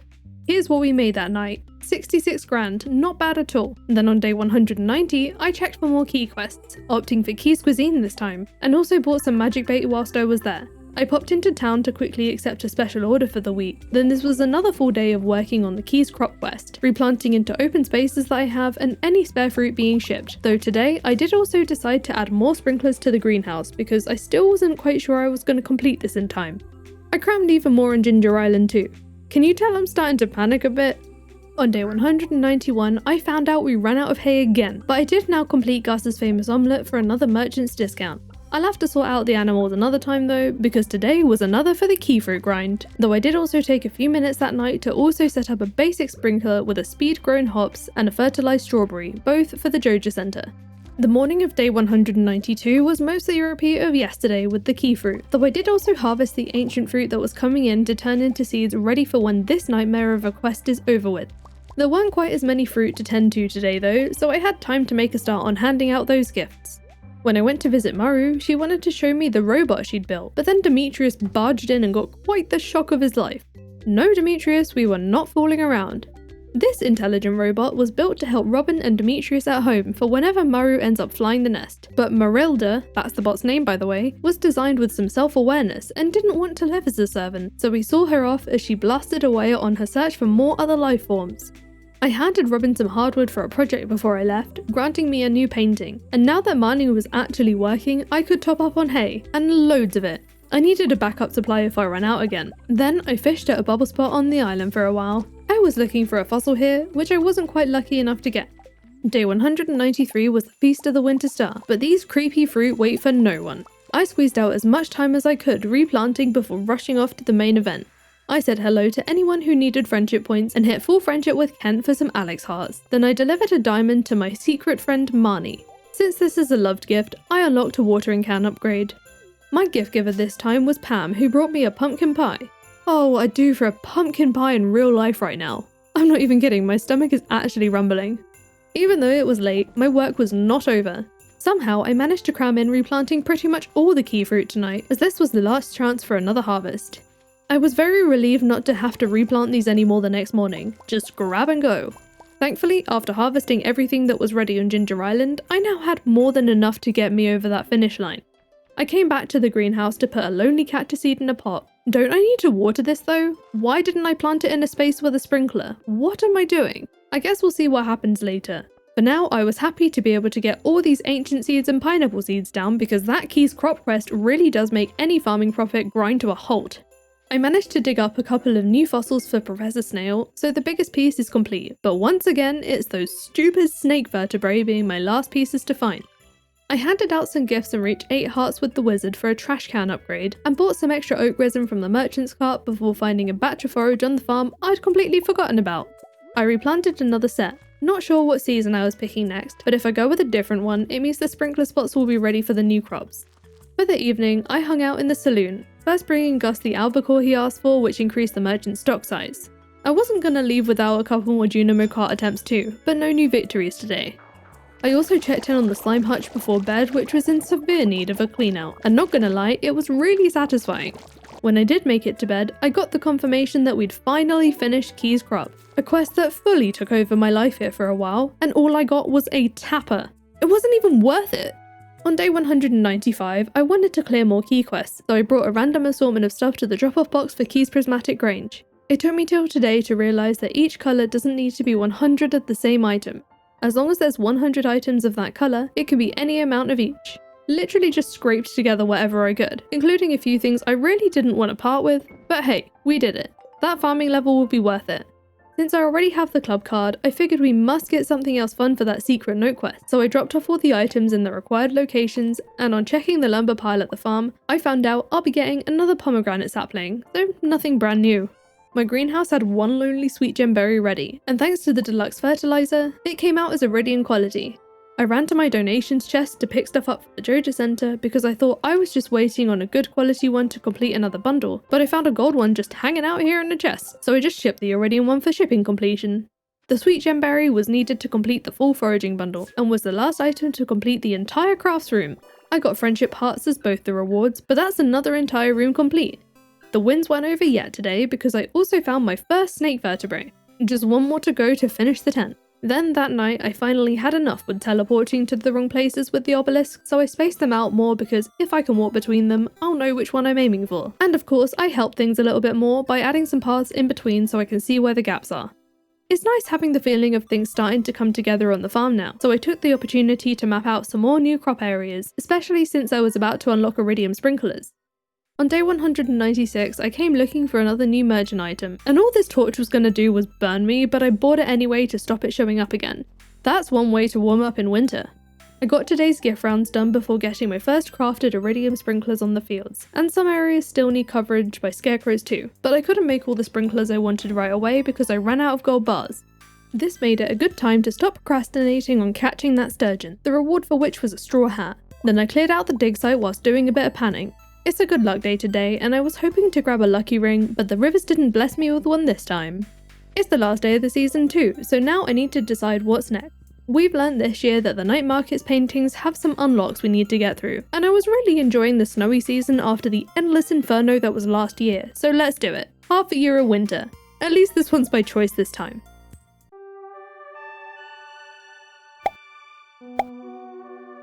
On day 197, I grabbed the 4 Precious Stones key quest since we have the whole season to do it, and for the special request I picked Biome Balance. Believe it or not, I would rather fish than dig up 100 ginger. I shopped at the dwarf for some more bombs because today is another good luck day, and I was itching for another Skull Caverns run, plus I gotta give myself a chance to get those prizzies too. I had 2 magic rock candies, so I had high hopes for this day. With a few mummies here I hit level 10 combat, which gave me a mining level instead. My first treasure floor today got me a cowboy hat, and rather skipping the prehistoric floors, I used the opportunity to bulldoze through these dinos, because the Pepper Rex Monster Slayer goal is notoriously frustrating when you leave it for later. I got a top up of bombs on floor 28, another cowboy hat on 45, more bombs right after, followed by another prehistoric floor. Skull Caverns really said bombs, hats, bombs, dinos and hats today, though we did break the streak with some Omni Geodes later. But then, more bombs. I finally got my first prizzy of the day on floor 83, and I'm not even going to perceive the treasure a few floors later. The purple slime egg definitely made up for it. Then on floor 100, another freaking cowboy hat, leave me alone! I only want my cone. I threw down staircases for the next few floors, begging for some different treasure, and I'm glad I did, because here I found my first auto grabber of this save. I passed out for the night on floor 111 with 2 prismatic shards, so halfway with that key quest. That mining level we got was actually level 10, so for my profession, I picked the blacksmith one so bars will sell for more. First thing I did on day 198 is put all of my loot away, and here is the overall loot review for that run. With all the unlocked luck bonuses and 2 magic rock candies, not gonna lie, this is pretty terrible. The auto grabber will be good for the barn though, so now I don't have to milk the animals. Checking on the coop, I found a new sparkling golden baby hatched. A shiny new lemur, that is. Hopefully soon I can get another auto grabber from the coop, so I don't have to pick up the eggs and stuff too. Just waiting on Marnie to start selling them now that the barn is upgraded. I got my second round of gifts out for the week, hitting 8 hearts with Leo, giving friendship with Evelyn, then I wanted to top up on triple shots from my spare coffees and was absolutely baffled that it went into a separate stack. I really couldn't figure out why at the time, but one of them is labelled as fresh for the Keys Cuisine quest. I definitely forgot I had this by now. Most of the day was then spent fishing at the ocean on Ginger Island for the Biome Balance quest. I just wanted to get the fishing out of the way, but by the evening I needed a change of scenery and moved to the East Beach Pit. I used magic bait here so I could catch the crimson fish, unlocking another mine elevator. Then I caught my 20th fish a bit later on, rewarding me with a dress spinner. My fishing day wasn't over yet because I didn't want to leave without a super cucumber, but all I got for that was an ambush by a couple of monsters. Wow. That super cucumber was still super important though, because on day 199 I donated it to the blacksmith bundle and completed the entire boiler room. I got another movement speed bonus as well as the next mine elevator, and now we just have the hops to go for the pantry, and 5 quality strawberries for the bulletin board to complete the entire Joja Center.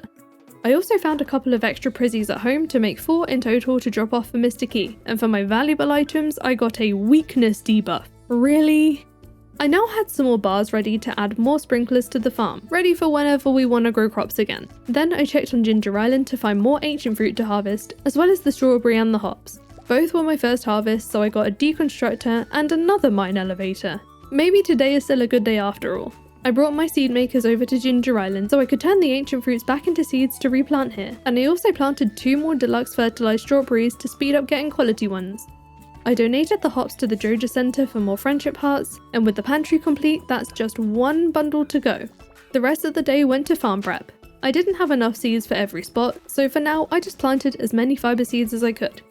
On day 200, I forgot that we buy things in packs of 50 at the Joja sewer and accidentally bought an entire stack of wheat seeds when really I only maybe wanted a few hundred.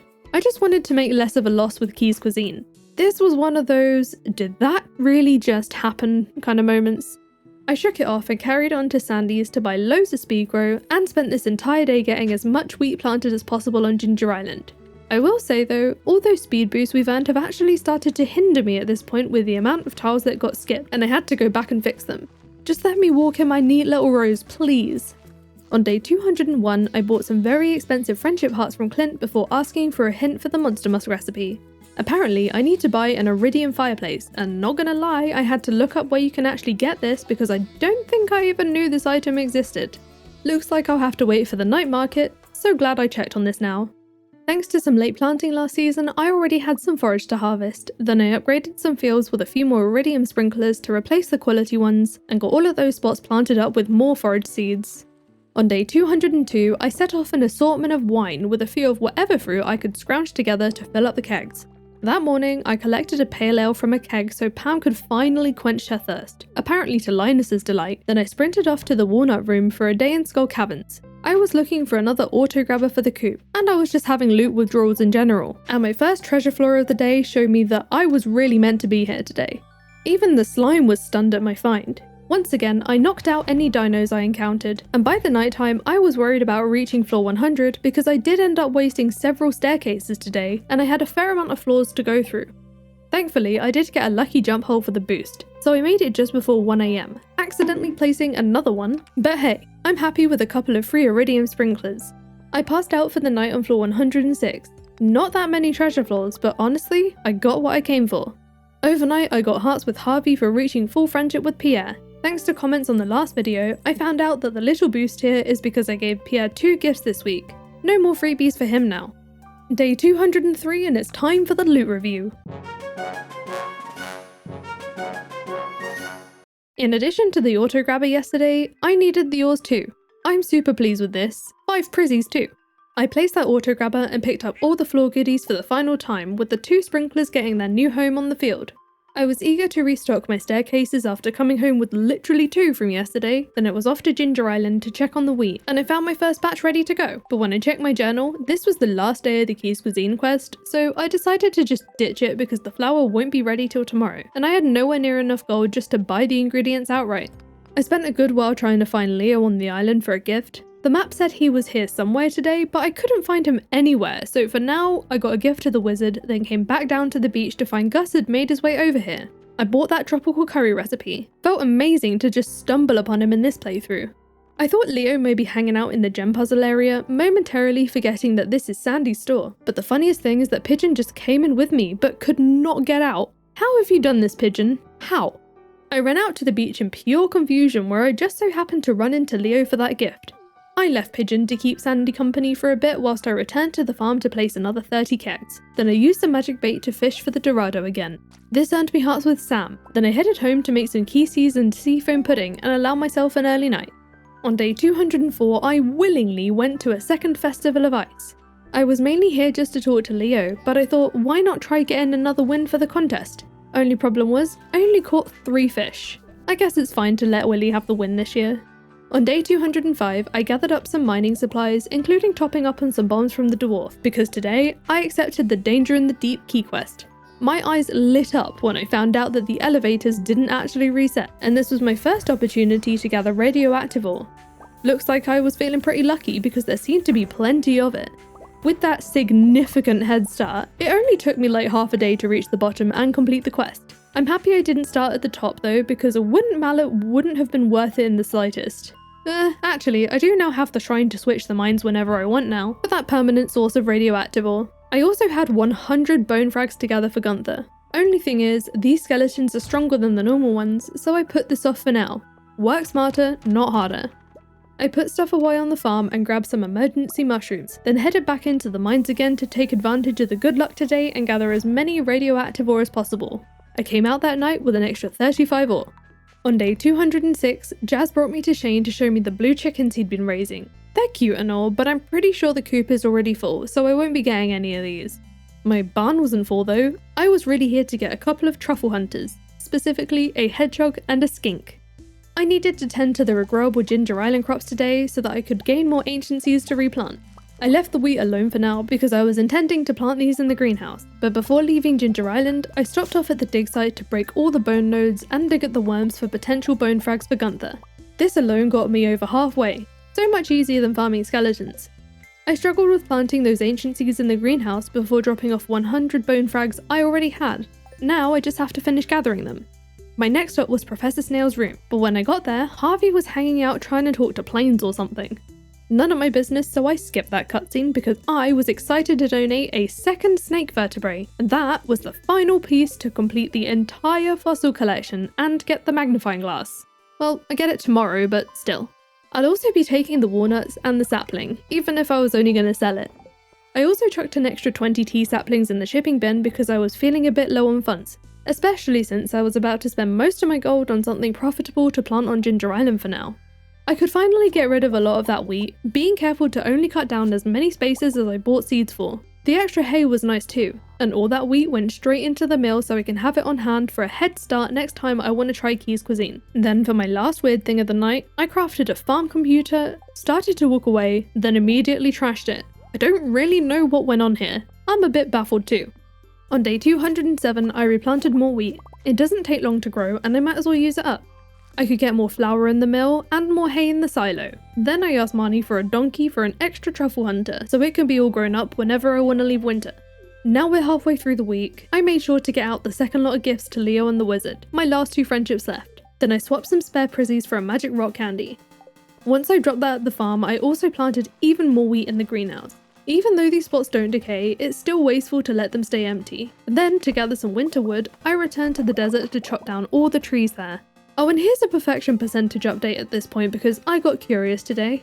Given the way we progress in this save, I'm pleased with our progress so far, and this reminded me that I still had some artisan goods to make for shipping too.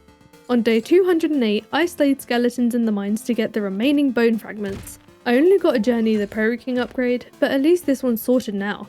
I then planned to farm coal for a while, but got bored of that pretty quickly.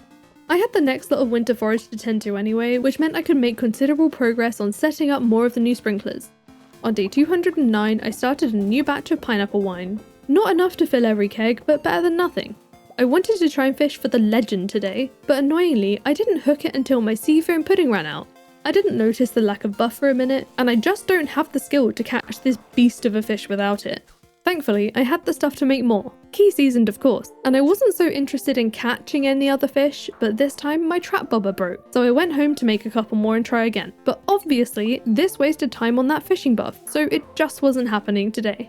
I'll be better prepared next time. Maybe. Next time would be the very next morning. It was very quick to appear on the line this time, and this one I actually caught.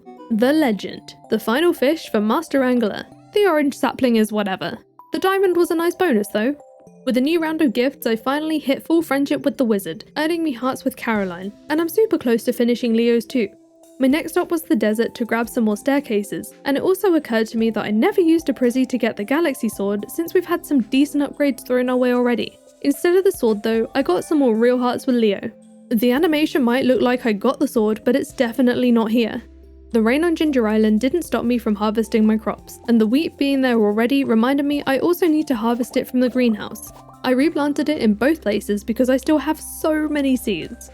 On day 211, I was happy to see the island ingredients quest on the special order board. I've been waiting for this for a while, and the pineapple version is a decent one. I was on my way to Key's Walnut Room, which is where the door to Maru's room usually is, when I got a cutscene with Leo integrating with the community here. This was lovely and all, but when the cutscene was over, it put me at the dig site cave. I guess it wanted to put me outside his new treehouse. I whizzed off home to find 10 seafoam pudding in the mail from Willy.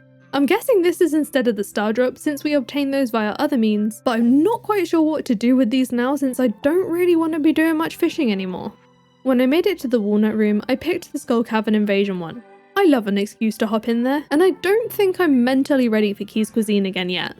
I dropped into Leo's cave to hand over another gift for the week before making some more pineapple seeds to give us a boost for the island ingredients quest. Plus, these will be good for wine whilst waiting for the expansion of our ancient fruit crop too. This was the first day of our second night market, where I bought the quarry bridge repair and then chopped at the boat just next to that. I always forget this shop exists, and not only did I find that monster musk recipe, I also needed to buy the cone hat and a couple of rare crows for some other important unlocks. I'm glad I found out about this now, and I was never leaving the market for the day without grabbing a free cup of coffee. Then I happened to pass Maru that evening. I said hi of course, and she seems to have built a snowman that looks like me. Let's go check it out.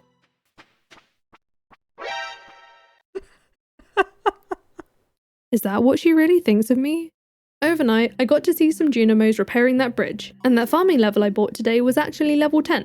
Artisan profession all the way. Much of day 212 was spent in the volcano mining for more cinder shards, but I was also on the hunt for another journal scrap with the clue to another golden walnut. This wasn't the one though. Oh, loot. I'm also here for loot. Well, that's not quite what I meant, and as much as I love the deluxe pirate hat, I'm just too obsessed with this cone hat to wear it. I did get the journal scrap I was looking for shortly after, so I'll be able to dig this walnut up at some point, but my priority right now was adding another ruby to my weapon to boost its attack power, so now it's got all 3 gems forged into it. I couldn't really dilly-dally because I had to get back to the valley to buy the next unlock from the artist, which happened to be a fishing level, and this time I bought a couple of stone parrots from the boat shop, just for fun. Before heading to bed that night, I dropped some flute blocks on the beach of Ginger Island ready for whenever it rains, and that fishing level we got was level 10. I completely forgot I chose a different profession at level 5, so this time I opted for Lore Master since I've never used it, and to be honest, I'm probably not going to make much use of this one either. Day 213 was one with the Ginger Island harvest. I had loads of ancient fruit, pineapples, and of course the wheat. I've replanted another lot of wheat on the island, and any ancient seeds I was saving for a later date because the greenhouse got more wheat too. At the night market today, the merchant was selling a very cheap bomb, even if it was only one, and the last fake art purchase of the year got me more hearts with green.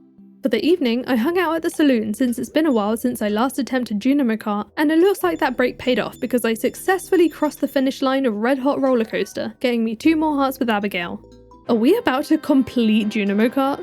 I think this is actually the last level here.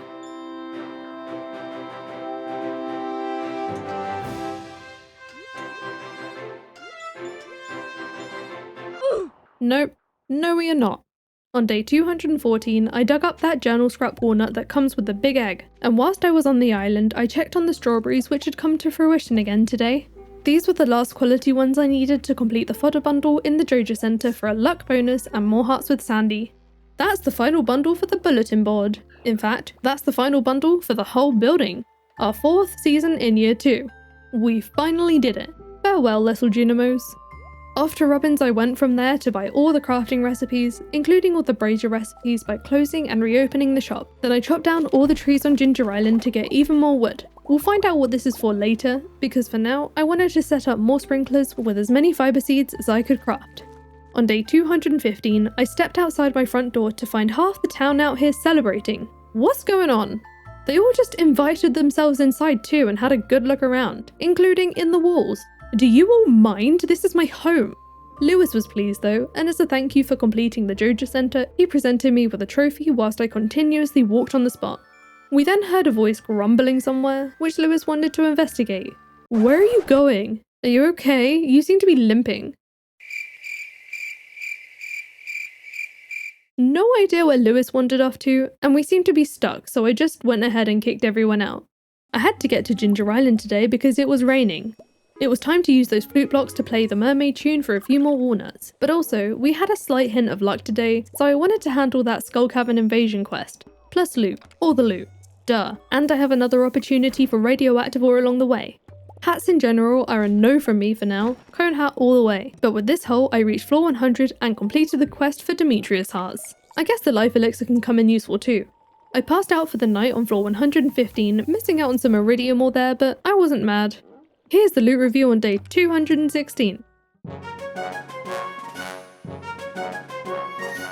See, with over 250 iridium ore, you can see why I wasn't all that bothered about losing a few, but yesterday I came away with more useful items than overly exciting treasure. Not even a single prizzy in there.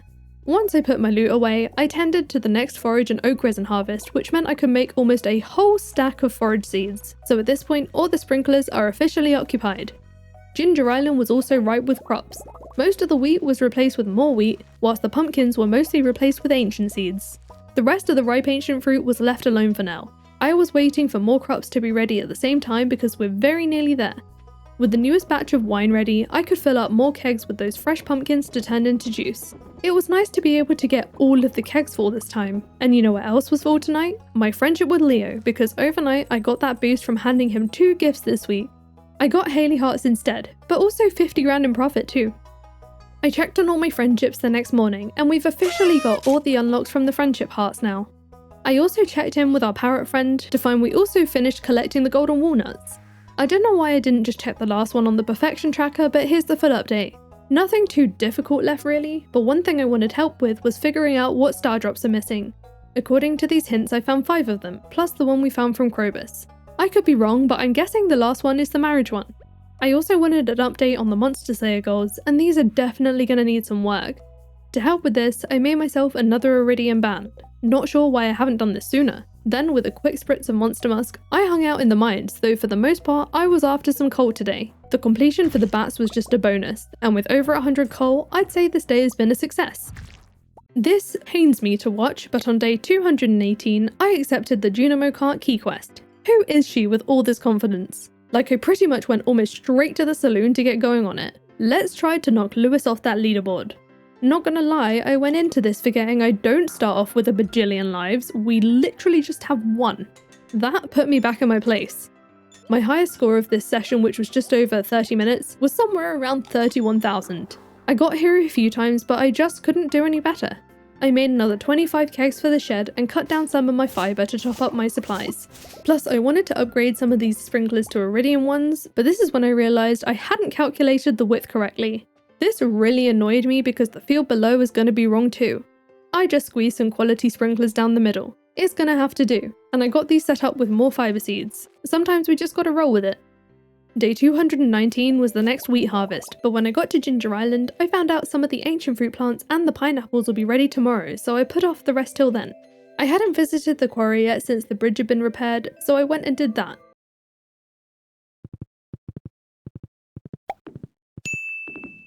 Then I cleared out some of the dig site, mainly for the clay since I've used most of mine on fibre seeds. I also need mixed seeds for these, so I cut down the weeds in the jungle. On day 220, I could see that the extra day was worth the wait, because look how many more crops there are to harvest. And I figured out some multitasking by harvesting the wheat whilst also making more ancient seeds. All of the pineapple got shipped for the island ingredients quest. I'm still not sure I'll make this one on time, and at this point I'm sick of the sight of wheat, so I felt it was about time to start filling this place out with ancient seeds. I even switched this out in the greenhouse too. The juice was also done this evening, but I wanted to use the pumpkins for pickles, so now the kegs got another random assortment of fruit for wine. On day 221, Pigeon took me straight to the Joja sewer first thing in the morning so that I could complete the missing bundle, which thankfully was perfectly normal, including the reward. I waved goodbye to the little sewer Junimo, then headed to the volcano because having this as the entrance means I can access the saloon on a festival day. I can't get out the same way though. I still needed to drop off some eggs for Gus to make another omelette, plus I couldn't help giving Junimo Kart another go with that deadline looming. I still ended up getting stuck at pretty much the same point. Suppose I better get to the Feast of the Winter Star. Demetrius was my secret friend this time, and he will only get the finest of strawberries. It was Penny who brought me a gift, and that gift happened to be a pink cake. Can't complain, I like cake. On day 222, I had a different batch of pineapples to harvest and ship. Annoyingly, I only had 5 left to harvest to satisfy the quest, and I don't think there's going to be any more fruit before the end of the week. Back on the farm, I noticed this weird rectangle on my field. Apparently, I could pet it. It turned out to be green hanging out over here, and green had morphed into something bear-shaped. Thanks to a hint I received in the Discord, I found out this mod has a sprite randomizer, which I only just activated, and it did not disappoint. I then thought it was about time that I clear out the quarry. I was finding it satisfying just smashing through all the rocks and chopping all the trees.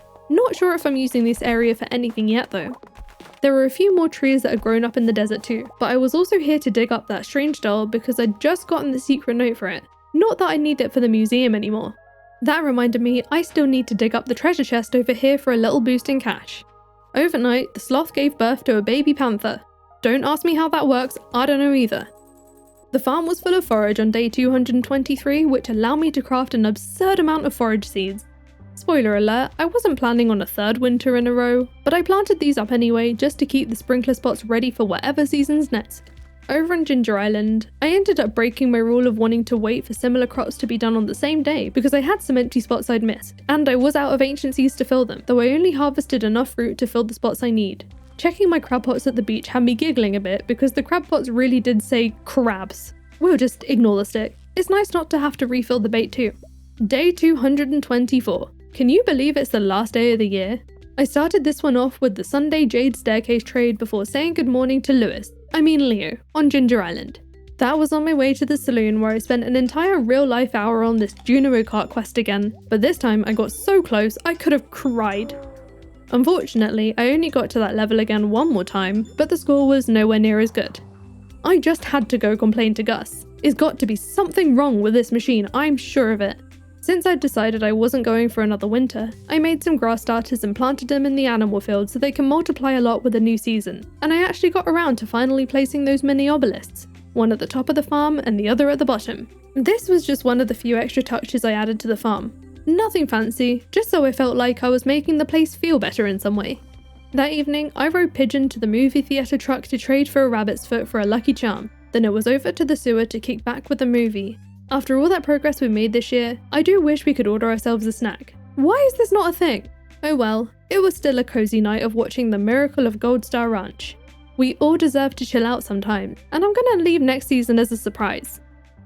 Well, another wild ride of a year complete. We finished all the bundles and we're trucking along nicely towards perfection, though I wasn't expecting to have to sift through quite so much Junimo Kart footage. Let me know in the comments if you've ever completed Junimo Kart, and if you have, what are your best tips? Leave a like if you'll be joining us for year 3.